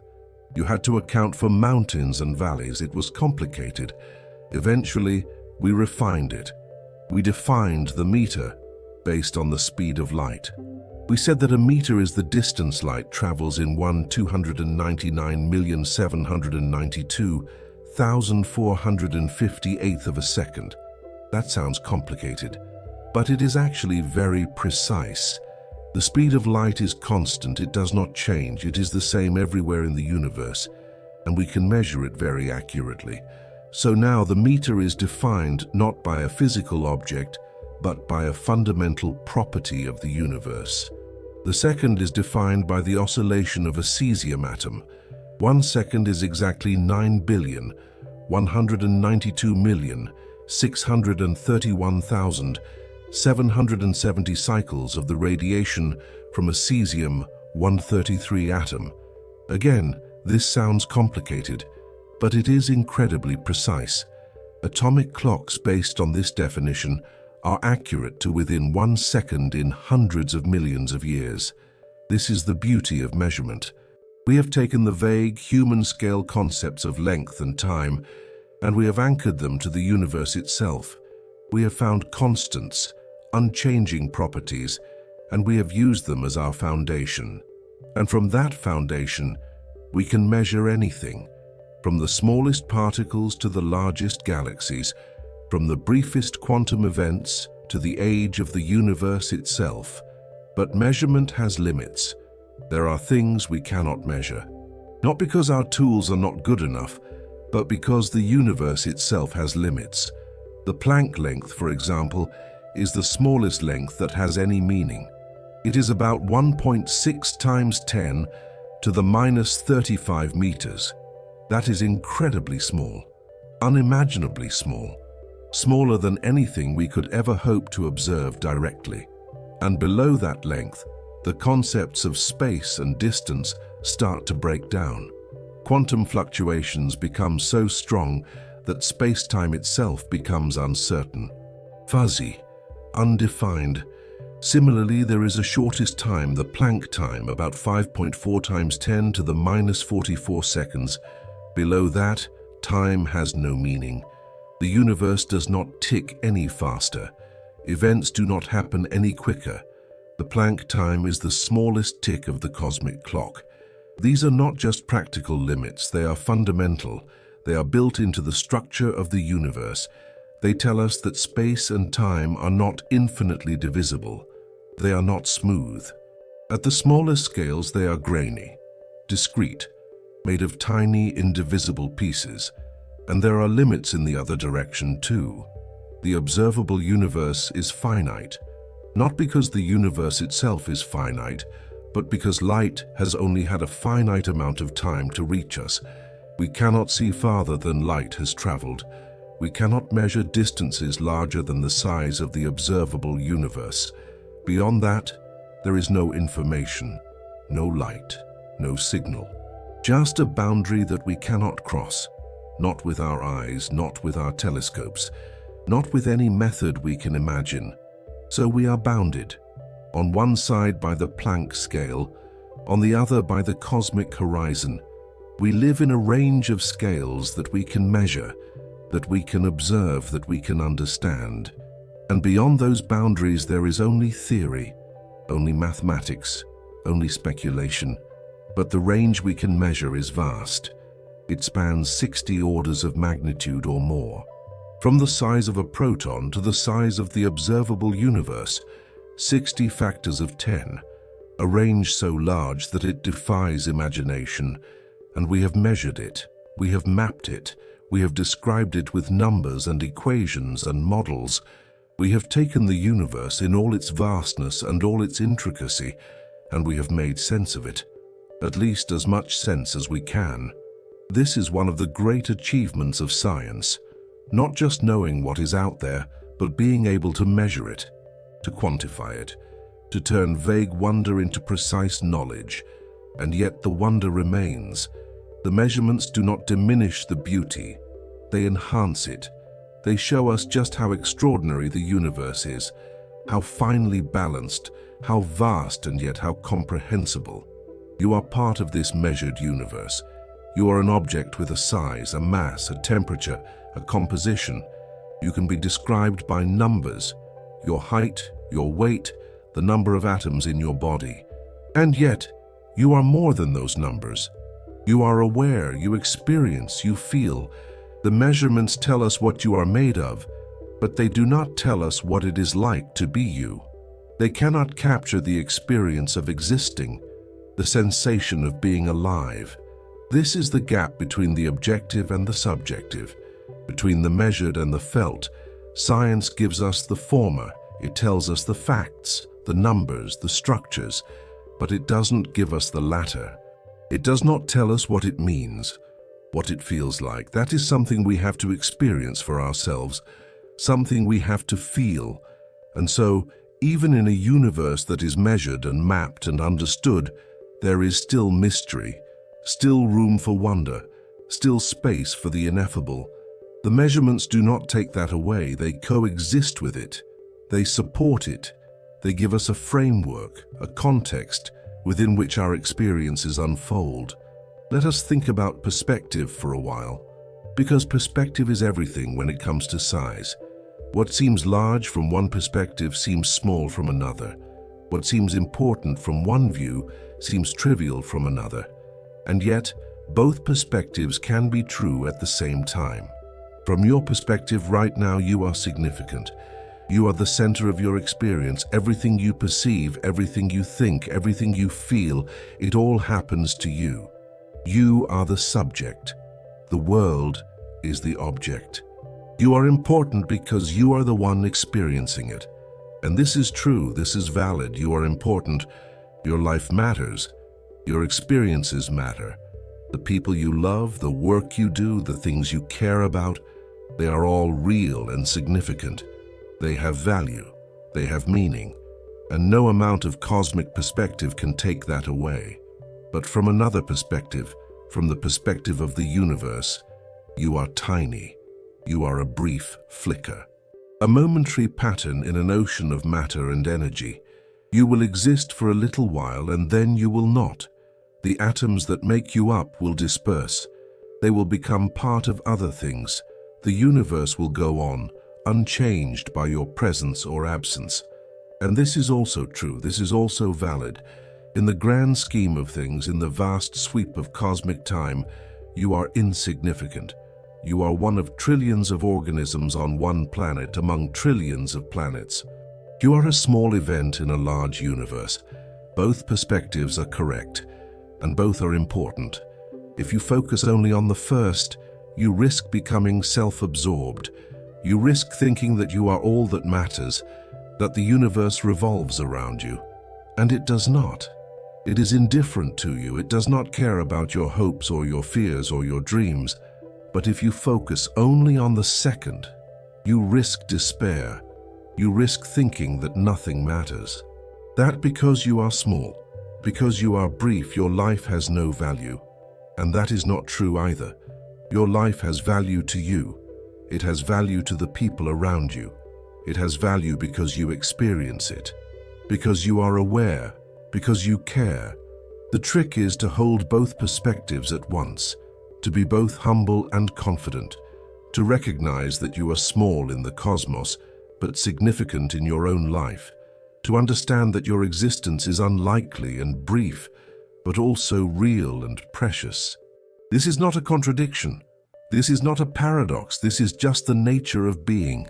You are small and large, insignificant and important, temporary and eternal, in the sense that the atoms that make you up will persist long after you are gone. From the perspective of the earth, you are one person among billions. Your actions are small. Your influence is limited. You can change the lives of the people around you, but you cannot change the world. Not by yourself, not in any lasting way. But from the perspective of your community, your family, your friends, you are significant. You are important. You make a difference.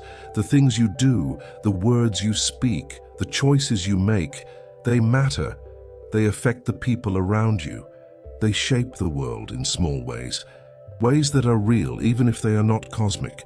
And from the perspective of your own life, you are everything. You are the center. You are the only perspective you will ever truly have. And so, your life is important. Your happiness is important. Your well-being is important. Not because the universe cares, but because you care. Because you are the one living it. This is the balance. This is the middle path.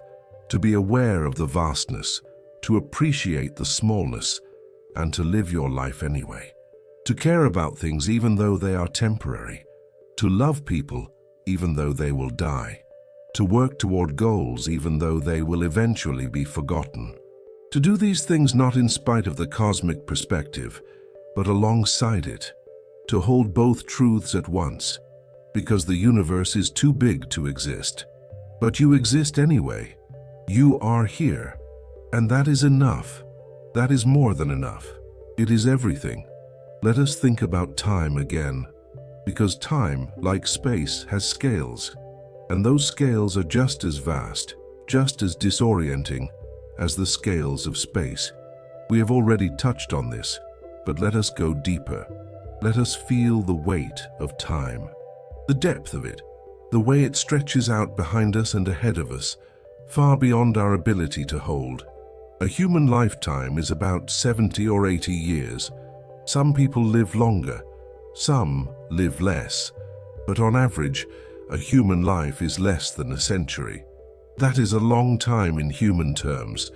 It is long enough to learn, to grow, to change, long enough to build a career, raise a family, see the world, long enough to accumulate memories, to form relationships, to leave a mark.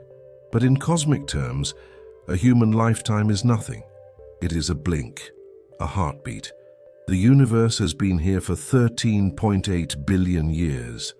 Your lifetime, even if you live to be 100, is less than 1/1000th of that, less than a single second in a year. You are a brief flicker in the long, slow unfolding of time, and yet your life does not feel brief. It feels long, it feels full. Every day has hours, every hour has minutes, every minute has moments. You live through each of those moments one by one, and they add up to a life. A whole life, complete in itself. This is the paradox of time.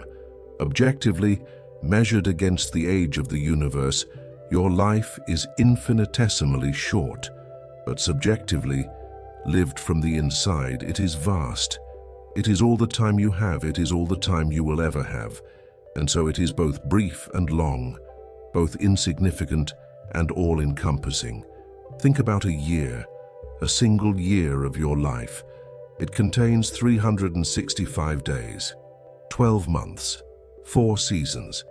A year is long enough to see the Earth move through its orbit, to watch the weather change, to experience the cycle of growth and decay. A year is a substantial amount of time. You can accomplish a lot in a year. You can learn a new skill. You can travel. You can change. But a year is short compared to a human life. Most people live 70 or 80 years. 1 year is only about 1% of that. It is a small slice, and yet a year can be significant. A year can change everything. A year can contain joy or sorrow, growth or loss, beginnings or endings. Now think about a decade, 10 years. A decade is long enough to watch children grow up, to see technology change, to see fashion and culture shift. A decade is a substantial chunk of time. It is about 1/8 of a human life. It is long enough that you will be noticeably older at the end of it. Long enough that the world will have changed in visible ways, but a decade is short compared to recorded history. Recorded history goes back about 5,000 years. 10 years is 1/500th of that, a tiny fraction. And recorded history itself is short compared to the time humans have existed. Modern humans have been around for about 300,000 years. 10 years is 1/30,000th of that. And 300,000 years is short compared to the time life has existed on Earth. Life has been here for about 3.5 billion years. Human existence is less than 1/10,000th of that. We are very recent, very new. The Earth was teeming with life for billions of years before we showed up. Bacteria, algae, plants, animals, dinosaurs ruled for 165 million years. We have been here for a fraction of that time. And the Earth itself is young compared to the universe. The Earth is 4.5 billion years old. The universe is 13.8 billion years old. The Earth has been here for about 1/3 of the universe's existence. Before the Earth, there were other stars, other planets, other worlds. The universe had already been unfolding for 9 billion years before our world even formed. So when we talk about time, we are talking about scales that dwarf human comprehension. We can say the numbers, we can write them down, but we cannot feel them. We cannot hold billions of years in our minds. It is too much, too vast. It slips away. And yet, time is not just about the past. It is also about the future. And the future is even longer than the past. The universe has been here for 13.8 billion years, but it will be here for much, much longer. Trillions of years. Maybe forever. The past is finite. The future is not. The sun will keep shining for another 5 billion years. That is a long time. Longer than the Earth has existed. Longer than life has been here. In 5 billion years, humans will either be gone or we will have changed so much that we would not recognize ourselves. Civilization as we know it will not exist.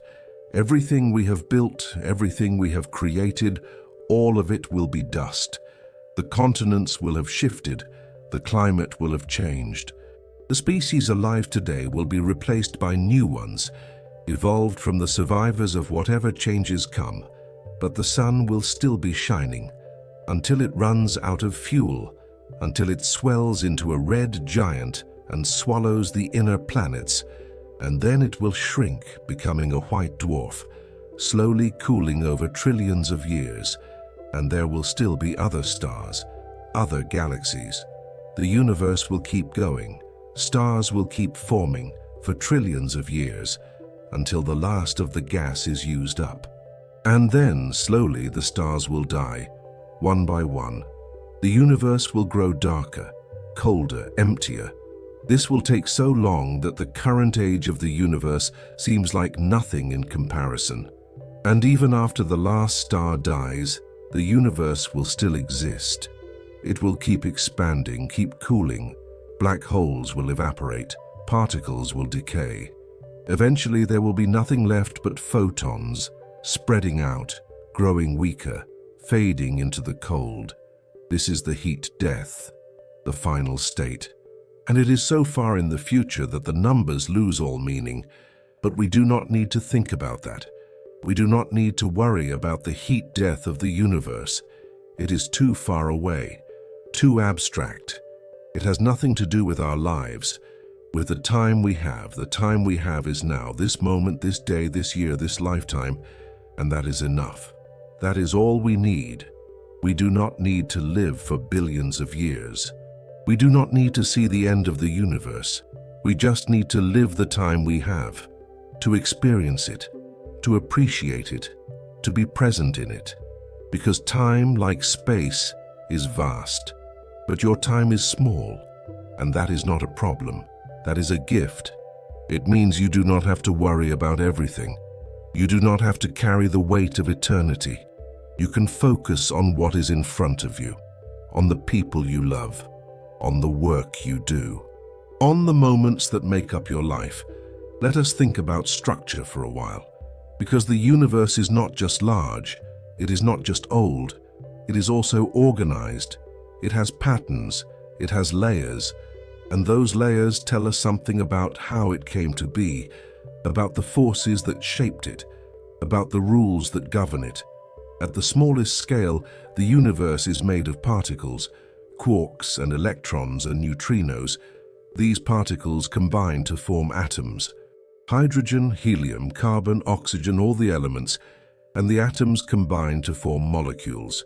Water, carbon dioxide, proteins, DNA, and the molecules combine to form larger structures, cells, tissues, organisms, planets, stars, galaxies. Each level builds on the previous one. Each level has its own rules, its own dynamics. The rules that govern quarks are not the same as the rules that govern cells. The forces that hold atoms together are not the same as the forces that hold galaxies together. And yet, all of these levels are connected. They emerge from each other, they depend on each other. This is called emergence.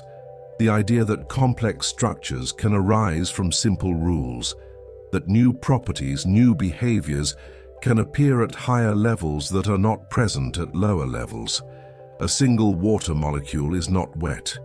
Wetness is a property of many water molecules together. A single neuron does not think. Thinking is a property of many neurons connected in a network.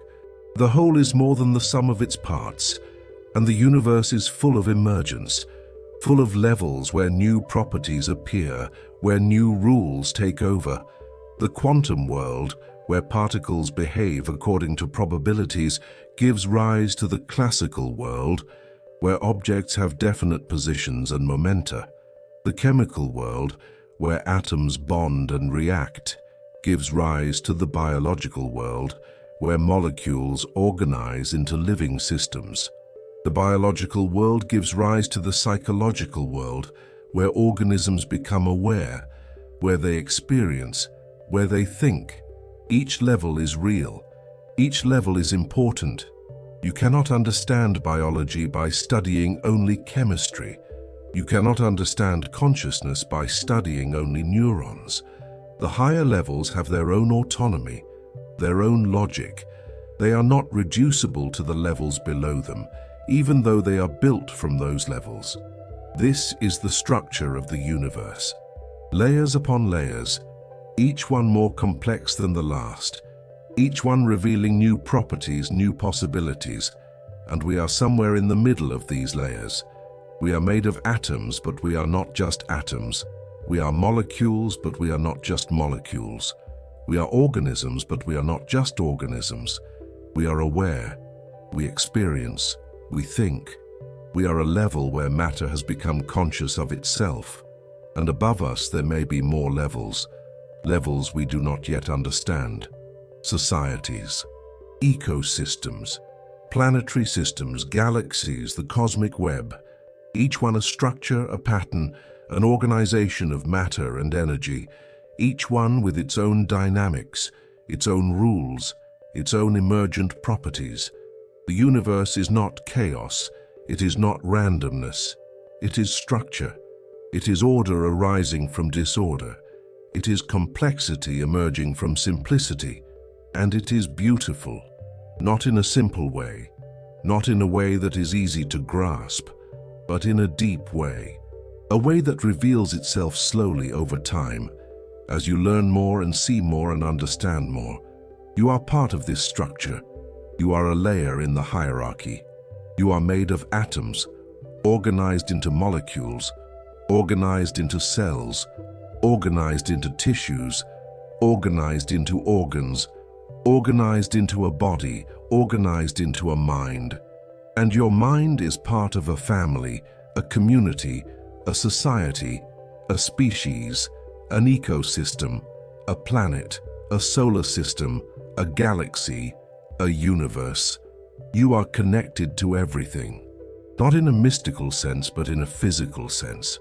The atoms in your body were forged in stars. The energy that powers your cells comes from the sun. The air you breathe was produced by plants. The food you eat was grown in soil, made from the decay of ancient life. You are woven into the fabric of the world. You are not separate from it. You are part of it. And the world is part of the universe. The Earth is a planet, orbiting a star, in a galaxy, in a universe. Everything is connected. Everything is part of the same whole, the same vast, complex, beautiful structure. And yet you are also autonomous. You are also individual. You have your own thoughts, your own feelings, your own experiences. You are not just a cog in a machine. You are not just a part of a larger whole. You are a whole in yourself, a complete system, a self-contained unit. You can act, you can choose, you can change. This is the paradox of existence.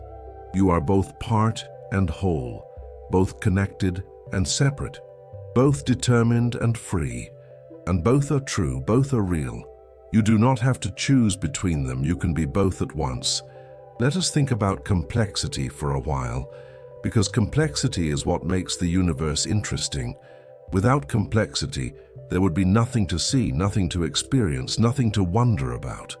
The universe would be simple, uniform, boring, but it is not. It is extraordinarily complex, and that complexity arises from very simple beginnings. In the beginning, the universe was almost perfectly smooth, almost perfectly uniform, just a hot, dense soup of particles and radiation spread evenly through space.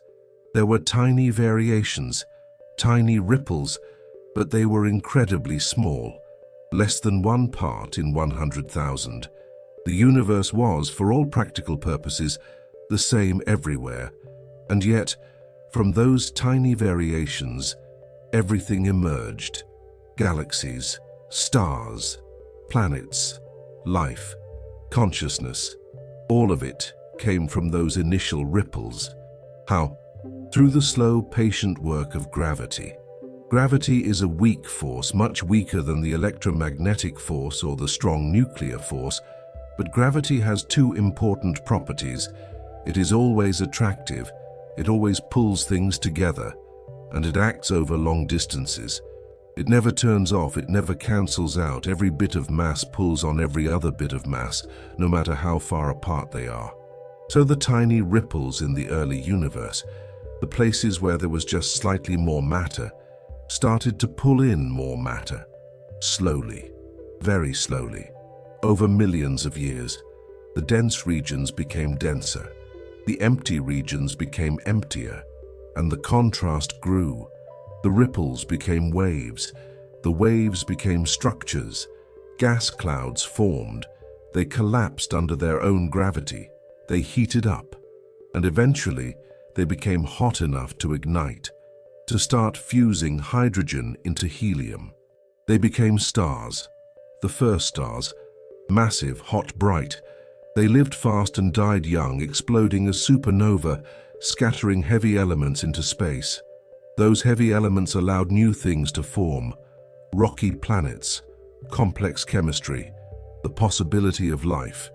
Without the first generation of stars, there would be no carbon, no oxygen, no iron. There would be nothing but hydrogen and helium, nothing to build with, nothing to make complexity from. But the stars created the elements. They created the building blocks, and gravity gathered those building blocks together. It formed planets, it formed solar systems, and on at least one of those planets, in at least one of those solar systems, something extraordinary happened. Chemistry became biology. Molecules began to copy themselves. Life began. This is complexity emerging from simplicity. This is structure arising from almost nothing. from tiny ripples in an almost smooth beginning. And it happened because of the fundamental forces of nature, because of gravity, pulling things together, because of electromagnetism, allowing atoms to bond, because of the nuclear forces, allowing stars to shine and heavy elements to form. The forces are simple, the rules are simple, but the results are not. The results are galaxies and ecosystems and consciousness. The results are everything we see, everything we are. And this is still happening. The universe is still complexifying, still building structure. New stars are forming, new planets are condensing, new chemistry is happening. The universe is not static, it is not finished. It is still unfolding, still creating, still becoming more complex. You are part of this process. You are a product of billions of years of increasing complexity. You are made of atoms that were forged in stars. You are powered by chemical reactions that evolved over billions of years. You are aware because evolution, the blind process of variation and selection, built brains complex enough to support consciousness. None of this was planned. None of this was designed. It just happened. Slowly, gradually, through the operation of simple rules over vast amounts of time. This is the beauty of emergence. This is the power of complexity. Simple rules given enough time and enough space can create anything, everything, and the complexity continues. It continues in you. In your brain. Your brain has about 86 billion neurons. Each neuron is connected to thousands of other neurons. The total number of connections, the total number of synapses, is about 100 trillion. 100 trillion.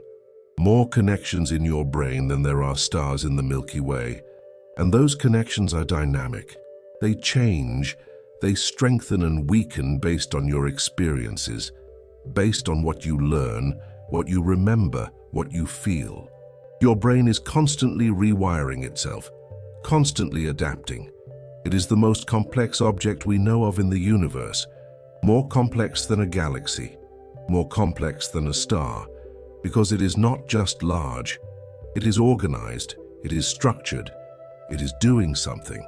Your thoughts are patterns of activity in this network, waves of electrical and chemical signals flowing through the connections, creating experiences, creating awareness.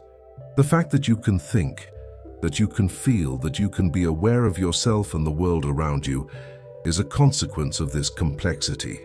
It emerges from the interactions of billions of neurons, each one following simple rules, but together creating something profound. This is what complexity does. It creates new levels of reality, new phenomena, new possibilities, and the universe is full of it, from the quantum foam to the cosmic web. From the simplest particles to the most complex brains, everywhere there is structure, everywhere there is organization, everywhere there is something happening. Let us think about energy for a while, because energy is what makes things happen. Without energy, the universe would be static, frozen.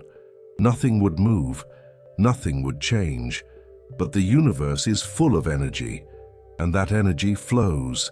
It transforms. It drives everything. Energy comes in many forms. Kinetic energy, the energy of motion. Potential energy, the energy of position. Thermal energy, the energy of heat. Chemical energy, stored in the bonds between atoms. Nuclear energy, stored in the bonds between protons and neutrons. And mass itself is a form of energy, as Einstein showed. Mass and energy are equivalent. They are two sides of the same coin. The sun is an enormous engine converting mass into energy. Every second, it converts about 4 million tons of mass into pure energy. 4 million tons just gone, transformed into light and heat. That energy radiates outward, traveling through space at the speed of light. Some of it reaches Earth, about 1/billionth of the sun's total output. but that tiny fraction is enough to power everything on our planet. The sunlight warms the atmosphere. It drives the weather. It evaporates water from the oceans, which falls as rain, which flows in rivers, which carves valleys and carries nutrients. The sunlight is absorbed by plants. They use it to split water molecules and capture carbon dioxide, building sugars, building structures, growing. And animals eat the plants, or they eat other animals that ate the plants. And they use the chemical energy stored in those sugars to move, to grow, to think. All the energy that powers life on Earth, all the energy that powers the biosphere, comes from the sun. We are living on borrowed starlight. Sunlight that fell on plants, that was captured and stored, that was passed through the food chain, that now powers your body, your thoughts, your awareness, and eventually, all of that energy becomes heat, waste heat, energy that is too diffuse, too spread out to do useful work. It radiates back into space, into the cold. The Earth receives energy from the sun, uses it, and then releases it. We are a conduit, a temporary structure through which energy flows. This is true of everything. Stars receive energy from nuclear fusion. They radiate it into space. Planets receive energy from their stars. They radiate it into space. Galaxies receive energy from their stars. They radiate it into space. The universe is not a closed system. Energy flows. It spreads. It dissipates. And this flow of energy is what creates order, what creates structure. It seems paradoxical. Energy flow, which tends to create disorder, to increase entropy, can also create order. But it is true. As energy flows from hot to cold, from concentrated to dispersed, it can drive the formation of complex structures. It can power life. It can power thought. This is because the flow of energy allows work to be done. It allows things to be organized. A river flowing downhill can carve a canyon. The flow of energy does work. It changes the landscape. It creates structure. And the same is true everywhere. Everywhere energy flows, structure can emerge. Your body is a structure maintained by energy flow. You take in food. You break it down, you extract the chemical energy. You use that energy to build proteins, to power muscles, to run your brain. And you release the waste as heat and as simple molecules like carbon dioxide and water. You are a dissipative structure, a pattern maintained by the flow of energy through you.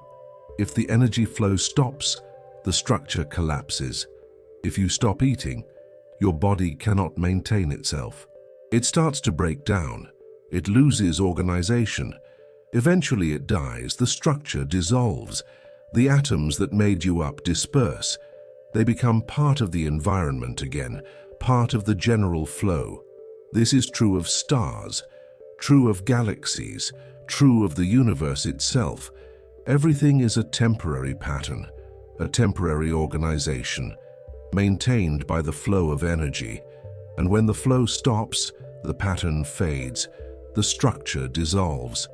Only the atoms remain, and the energy.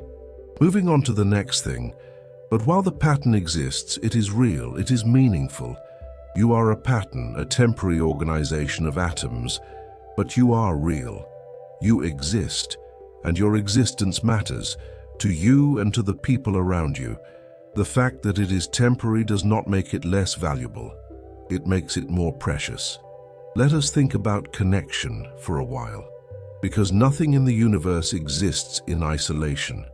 Everything is connected to everything else, not always directly, not always obviously, but the connections are there.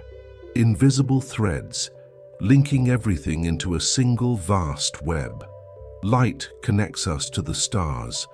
The light that enters your eyes left a star years ago, decades ago, centuries ago. It traveled through the void, carrying information, carrying energy, and now it is here. It has reached you.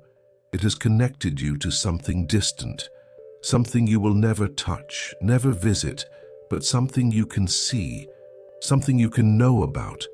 Gravity connects us to the Earth, to the Sun, to the Moon, to the galaxy. Every object with mass exerts a gravitational pull on every other object. The force is weak at large distances, but it never goes to zero. Right now, you are being pulled by the Moon, by the Sun, by the center of the galaxy, by distant galaxies billions of light years away.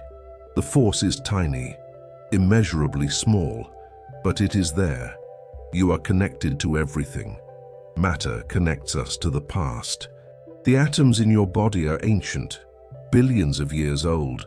They were part of stars, part of planets, part of other organisms. They have traveled through space and time, recycling through different forms, different structures, and now they are you, for a little while, before they move on to the next thing. Information connects us to the future. Every action you take leaves a trace, a change in the world, a ripple.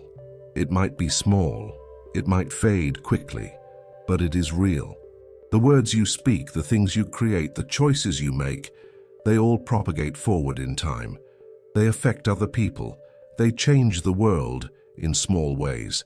And those changes continue, spreading outward, connecting to other changes, creating a web of cause and effect that extends into the future. We are connected to each other, not just through family or friendship or society, but through the air we breathe, the water we drink, the food we eat, the waste we produce, the energy we consume.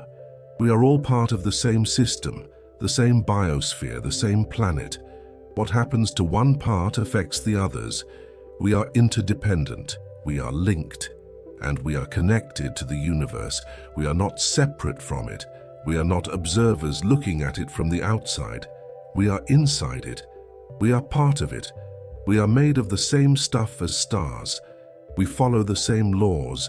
We are subject to the same forces. We are embedded in the fabric of space-time.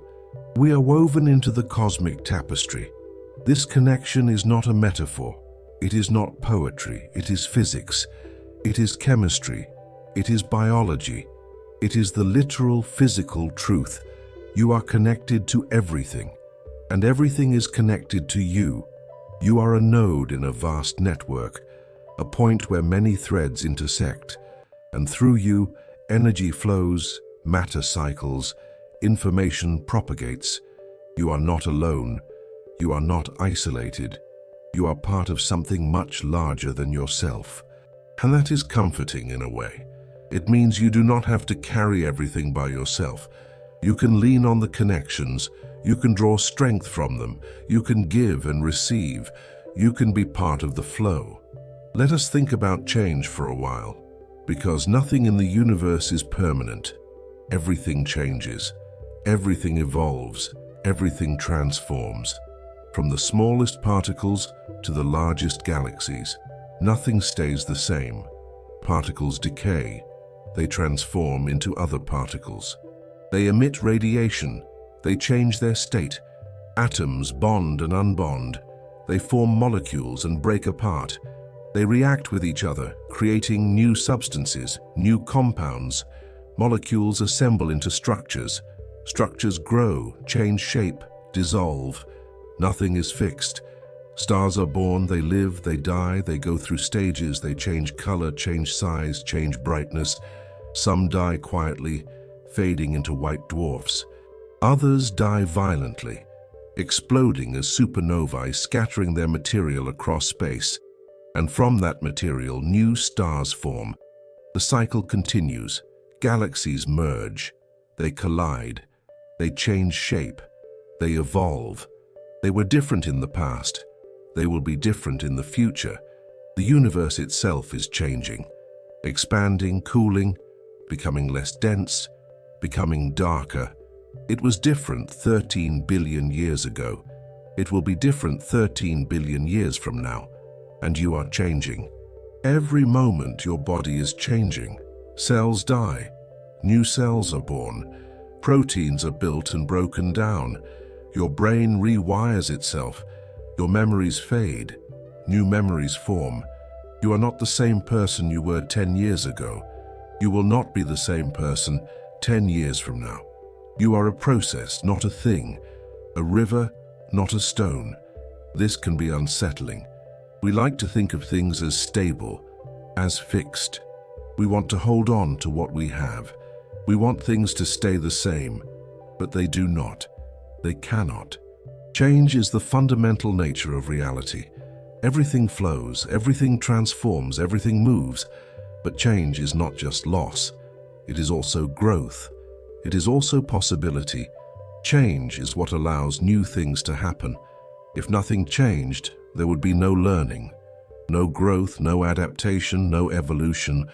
The universe would be static, dead, frozen in a single state forever. Change is what makes life possible. Life is change. It is metabolism. It is growth. It is reproduction. It is adaptation. Living things are constantly changing, constantly adjusting to their environment, constantly evolving. And consciousness is change. It is learning. It is experiencing. It is becoming. So change is not something to fear. It is something to accept, to embrace. It is the nature of things. It is the way the universe works. You cannot stop it. You cannot hold on to any moment. It slips away, always, into the past. But new moments arrive, new experiences, new possibilities.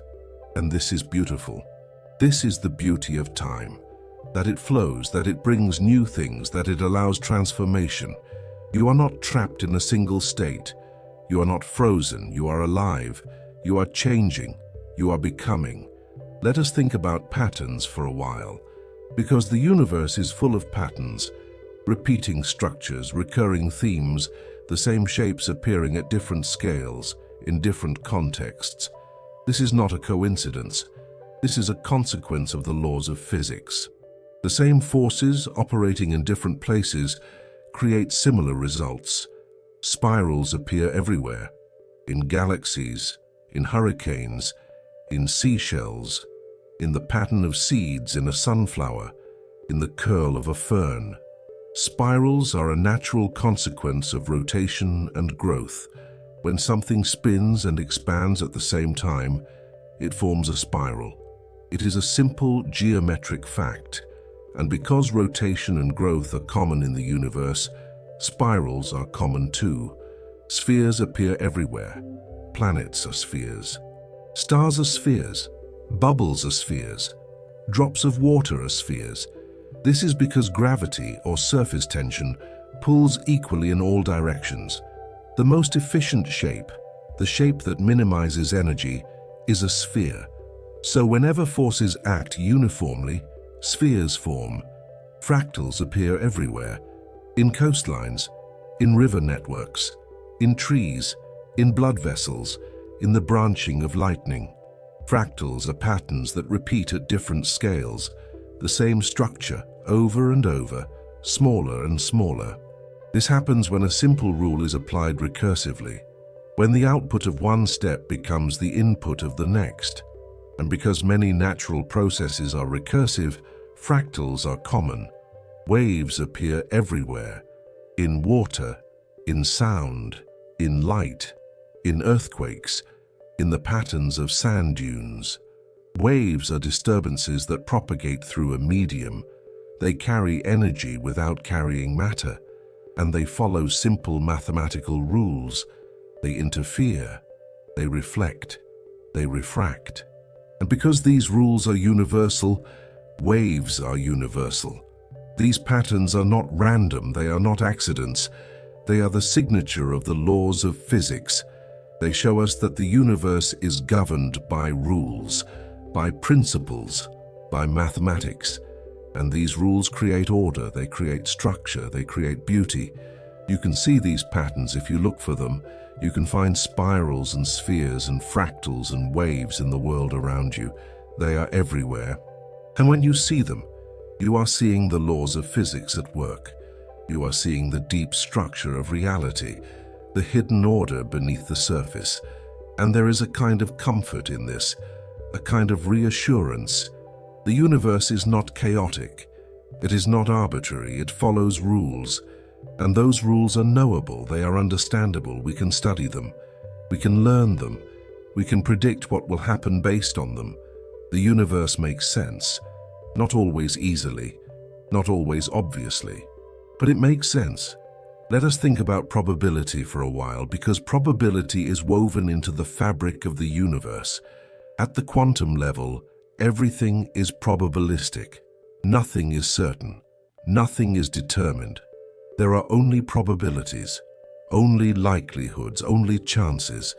When a radioactive atom decays, we cannot predict exactly when it will happen. We can only say that there is a certain probability it will decay in the next second, or the next minute, or the next year. The atom is not following a schedule. It is not counting down.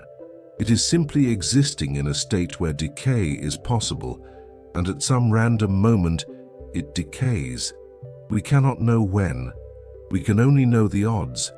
When a particle is measured, when we observe its position or its momentum, we collapse its quantum state. Before the measurement, it does not have a definite position. It exists in a superposition, a spread of possibilities. And when we measure it, one of those possibilities becomes real. Which one? We cannot say. It is random, truly random. Not just unpredictable because we do not have enough information, random in a fundamental sense. This randomness is built into the universe. It is not a flaw. It is not a gap in our knowledge. It is the way things are. At the deepest level, the universe is probabilistic. It is governed by chance. And this has profound implications. It means the future is not determined. It is not written. It is not fixed. There are many possible futures, many possible outcomes, and which one actually happens depends on chance, on the roll of quantum dice. This is unsettling for some people. They want the universe to be deterministic. They want to believe that if we knew all the initial conditions, we could predict everything. But we cannot. The universe does not work that way. And yet, this randomness does not mean chaos. It does not mean anything goes. There are still rules, still laws. The probabilities follow patterns. They follow equations. We can predict the average behavior. We can predict what is likely, even if we cannot predict exactly what will happen in any particular case. Your existence is a result of probability. The fact that you are here, that you are alive, that you are aware, is incredibly unlikely. The particular combination of atoms that makes up your body, the particular sequence of events that led to your birth, the particular experiences you have had, all of it is contingent. All of it depended on chance. If your parents had not met, you would not exist. If a different sperm had fertilized the egg, you would not exist. If any of a million small things had been different, you would not be here. You are the product of an unbroken chain of unlikely events, stretching back billions of years. Every one of your ancestors survived long enough to reproduce. Every one. If any link in that chain had been broken, you would not be here. This is both humbling and empowering. Humbling because it shows you how contingent you are, how easily you might not have existed, how much of your existence is due to luck, to chance, to circumstances beyond your control, but empowering because it shows you how special you are, how unique. Out of all the possible people who could have existed, you are the one who does. Out of all the possible configurations of matter, your particular configuration is the one that is real. You won the cosmic lottery. You are here. And that is extraordinary. Let us think about observation for a while. Because observation is not passive, it is not neutral. When we observe the universe, we change it. Not in a mystical sense, not because our consciousness has magical powers, but because observation requires interaction. and interaction has consequences. In the quantum world, this is especially clear. To observe a particle, we have to interact with it. We have to bounce a photon off it, or pass it through a field, or detect it in some way. And that interaction disturbs the particle. It changes its state. It collapses its wave function. The act of observation affects what is being observed. This is the famous observer effect. It is not about consciousness, it is about physics. It is about the fact that you cannot measure something without touching it, and when you touch it, you change it. But observation is not just about quantum mechanics. It is also about perspective, about what we choose to look at, about what we choose to measure. The universe is vast. We cannot observe all of it. We have to select, we have to focus, and what we focus on shapes what we know. For most of history, humans observed the universe with their eyes, and eyes are limited. They can only see a narrow band of the electromagnetic spectrum. They can only see bright objects. They can only resolve so much detail. So our understanding of the universe was limited by what our eyes could show us. Then we built telescopes, and we saw more. We saw fainter objects, more distant objects. We saw details that were invisible before, and our understanding expanded. We discovered moons around Jupiter, rings around Saturn, galaxies beyond the Milky Way. The universe became larger, more complex, more interesting. Then we built telescopes that could see beyond visible light. Radio telescopes, infrared telescopes, X-ray telescopes, gamma-ray telescopes. Each one opened a new window. Each one showed us something we had missed. Pulsars, quasars, the cosmic microwave background, black holes. The universe was even larger, even more complex than we thought. And we built detectors for things that are not light. Gravitational wave detectors, neutrino detectors, cosmic ray detectors. And we found more. We discovered that the universe is full of signals we cannot see, full of phenomena that are invisible to light, and our understanding continues to expand. But we still have not seen everything. We still have not observed everything. There are parts of the universe that are beyond our reach, beyond our instruments, beyond our ability to detect, and there always will be. The universe is too large, too distant, too old. We can only ever observe a fraction of it, and what we observe is shaped by what we are looking for, by the questions we ask, by the instruments we build. We find what we are equipped to find. We see what we are prepared to see. This does not mean the universe is subjective. It does not mean reality depends on our thoughts. It means our knowledge is partial. Our perspective is limited. We are always looking through a window, and the window shapes what we can see. But that is okay. That is the nature of observation, of knowledge, of understanding. We cannot know everything. We cannot see everything, but we can know something. We can see something. And what we see is real. It is a part of the truth, a piece of the puzzle, and each piece we find helps us understand a little more. Let us think about silence for a while, because the universe is mostly silent, not silent in the sense of quiet. Sound does not travel through space. There is no air to carry it. Space is a vacuum, a void. Sound waves need a medium. They need something to vibrate. And in space, there is almost nothing. So the universe is silent. Planets orbit in silence. Stars burn in silence. Galaxies collide in silence. All the vast machinery of the cosmos, all the unimaginable energy and motion happens without a sound. On Earth, we are surrounded by sound. The wind, the rain, the rustling of leaves, the calls of birds, the voices of people, the hum of machines. We are immersed in a constant bath of noise, and it shapes our experience. It tells us what is happening. It connects us to the world. But step outside the Earth's atmosphere, and all of that stops.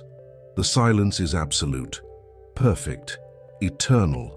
No matter what is happening, no matter how violent or energetic, there is no sound. There is only light, only gravity, only the silent forces. This silence is profound.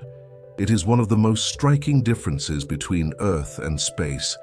On Earth, we can hear things coming. We can hear danger. We can hear life. Sound is a warning, a signal, a connection. But in space, there is none of that.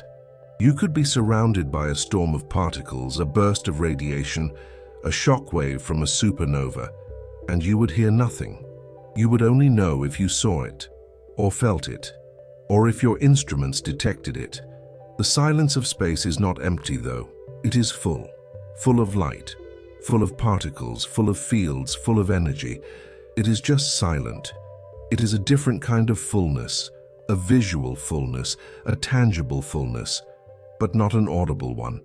And there is something peaceful about that, something calming. The silence of the universe is not threatening. It is not oppressive. It is just there. It is the natural state of things. Sound is the exception, not the rule. Sound is a local phenomenon, a planetary phenomenon, a result of having an atmosphere, of having something to vibrate. We carry that silence with us in a way. Even here on Earth, even surrounded by sound, there is a silence inside us, a quiet place, a place where thoughts arise, where awareness sits, a place that is not touched by the noise outside. And when we think about the universe, when we contemplate the vastness and the age and the structure of it all, we can retreat to that quiet place. We can find the silence, and in that silence, we can simply be. Let us think about light again, because light is the most important thing in the universe, at least from our perspective. Light is how we see. Light is how we know. Light is how we understand. Without light, we would be blind. Without light, there would be no way to observe the universe, no way to learn about it. Light is a wave, an electromagnetic wave. It is electricity and magnetism oscillating together, propagating through space. It does not need a medium. It can travel through the vacuum. It is self-sustaining, and it moves at the speed of light, which is tautologically the speed at which light moves. But light is also a particle, a photon, a tiny packet of energy. This is the wave-particle duality. Light is both. It behaves like a wave in some situations. It behaves like a particle in others. It is not that it is sometimes one and sometimes the other. It is both, always. It has properties of waves and properties of particles, and we cannot understand it fully if we think of it as only one or the other. Light comes in different wavelengths, different colors. Red light has a long wavelength, blue light has a short wavelength, and beyond the visible spectrum, there is infrared, which we feel as heat, and ultraviolet, which burns our skin, and radio waves, which we use for communication, and microwaves, which we use for cooking, and X-rays, which we use for medical imaging, and gamma rays, which are the most energetic. All of these are light. All of them are electromagnetic radiation, just at different wavelengths, different frequencies, different energies, and they all travel at the same speed, the speed of light. In a vacuum, nothing goes faster. Light carries information. When you look at something, photons from that thing enter your eye. Those photons were emitted or reflected by the object. They traveled through space, and they carry information about the object, its color, its brightness, its position. Your eye detects those photons, your brain processes the information, and you see. This is how we know about the universe. We collect light, we analyze it, we learn from it. The light from a star tells us what the star is made of, how hot it is, how fast it is moving, whether it has planets, The light from a galaxy tells us how far away it is, how old it is, what kind of stars it contains. Light is our messenger, our informant, our window into the cosmos, and light is beautiful, not just in the sense of being pleasant to look at, but in a deeper sense. Light reveals structure, it reveals pattern, it shows us the hidden order of things. A rainbow is beautiful because it shows us the spectrum, the different wavelengths separated by refraction. A sunset is beautiful because it shows us scattering, the way short wavelengths scatter more than long wavelengths, leaving the long red wavelengths to dominate when the sun is low. The beauty of light is the beauty of physics, the beauty of understanding. When you see a rainbow, you are seeing the laws of optics. When you see a sunset, you are seeing the laws of scattering. The beauty is not just in the appearance, it is in the meaning, in the knowledge that it represents, and light connects us. When you look at the stars, you are connected to them by light. The photons that enter your eye left those stars years ago, decades ago, centuries ago. They have traveled all that distance, all that time to reach you. They are a message from the past, a connection across space and time. And when you see them, you are receiving that message. You are completing that connection.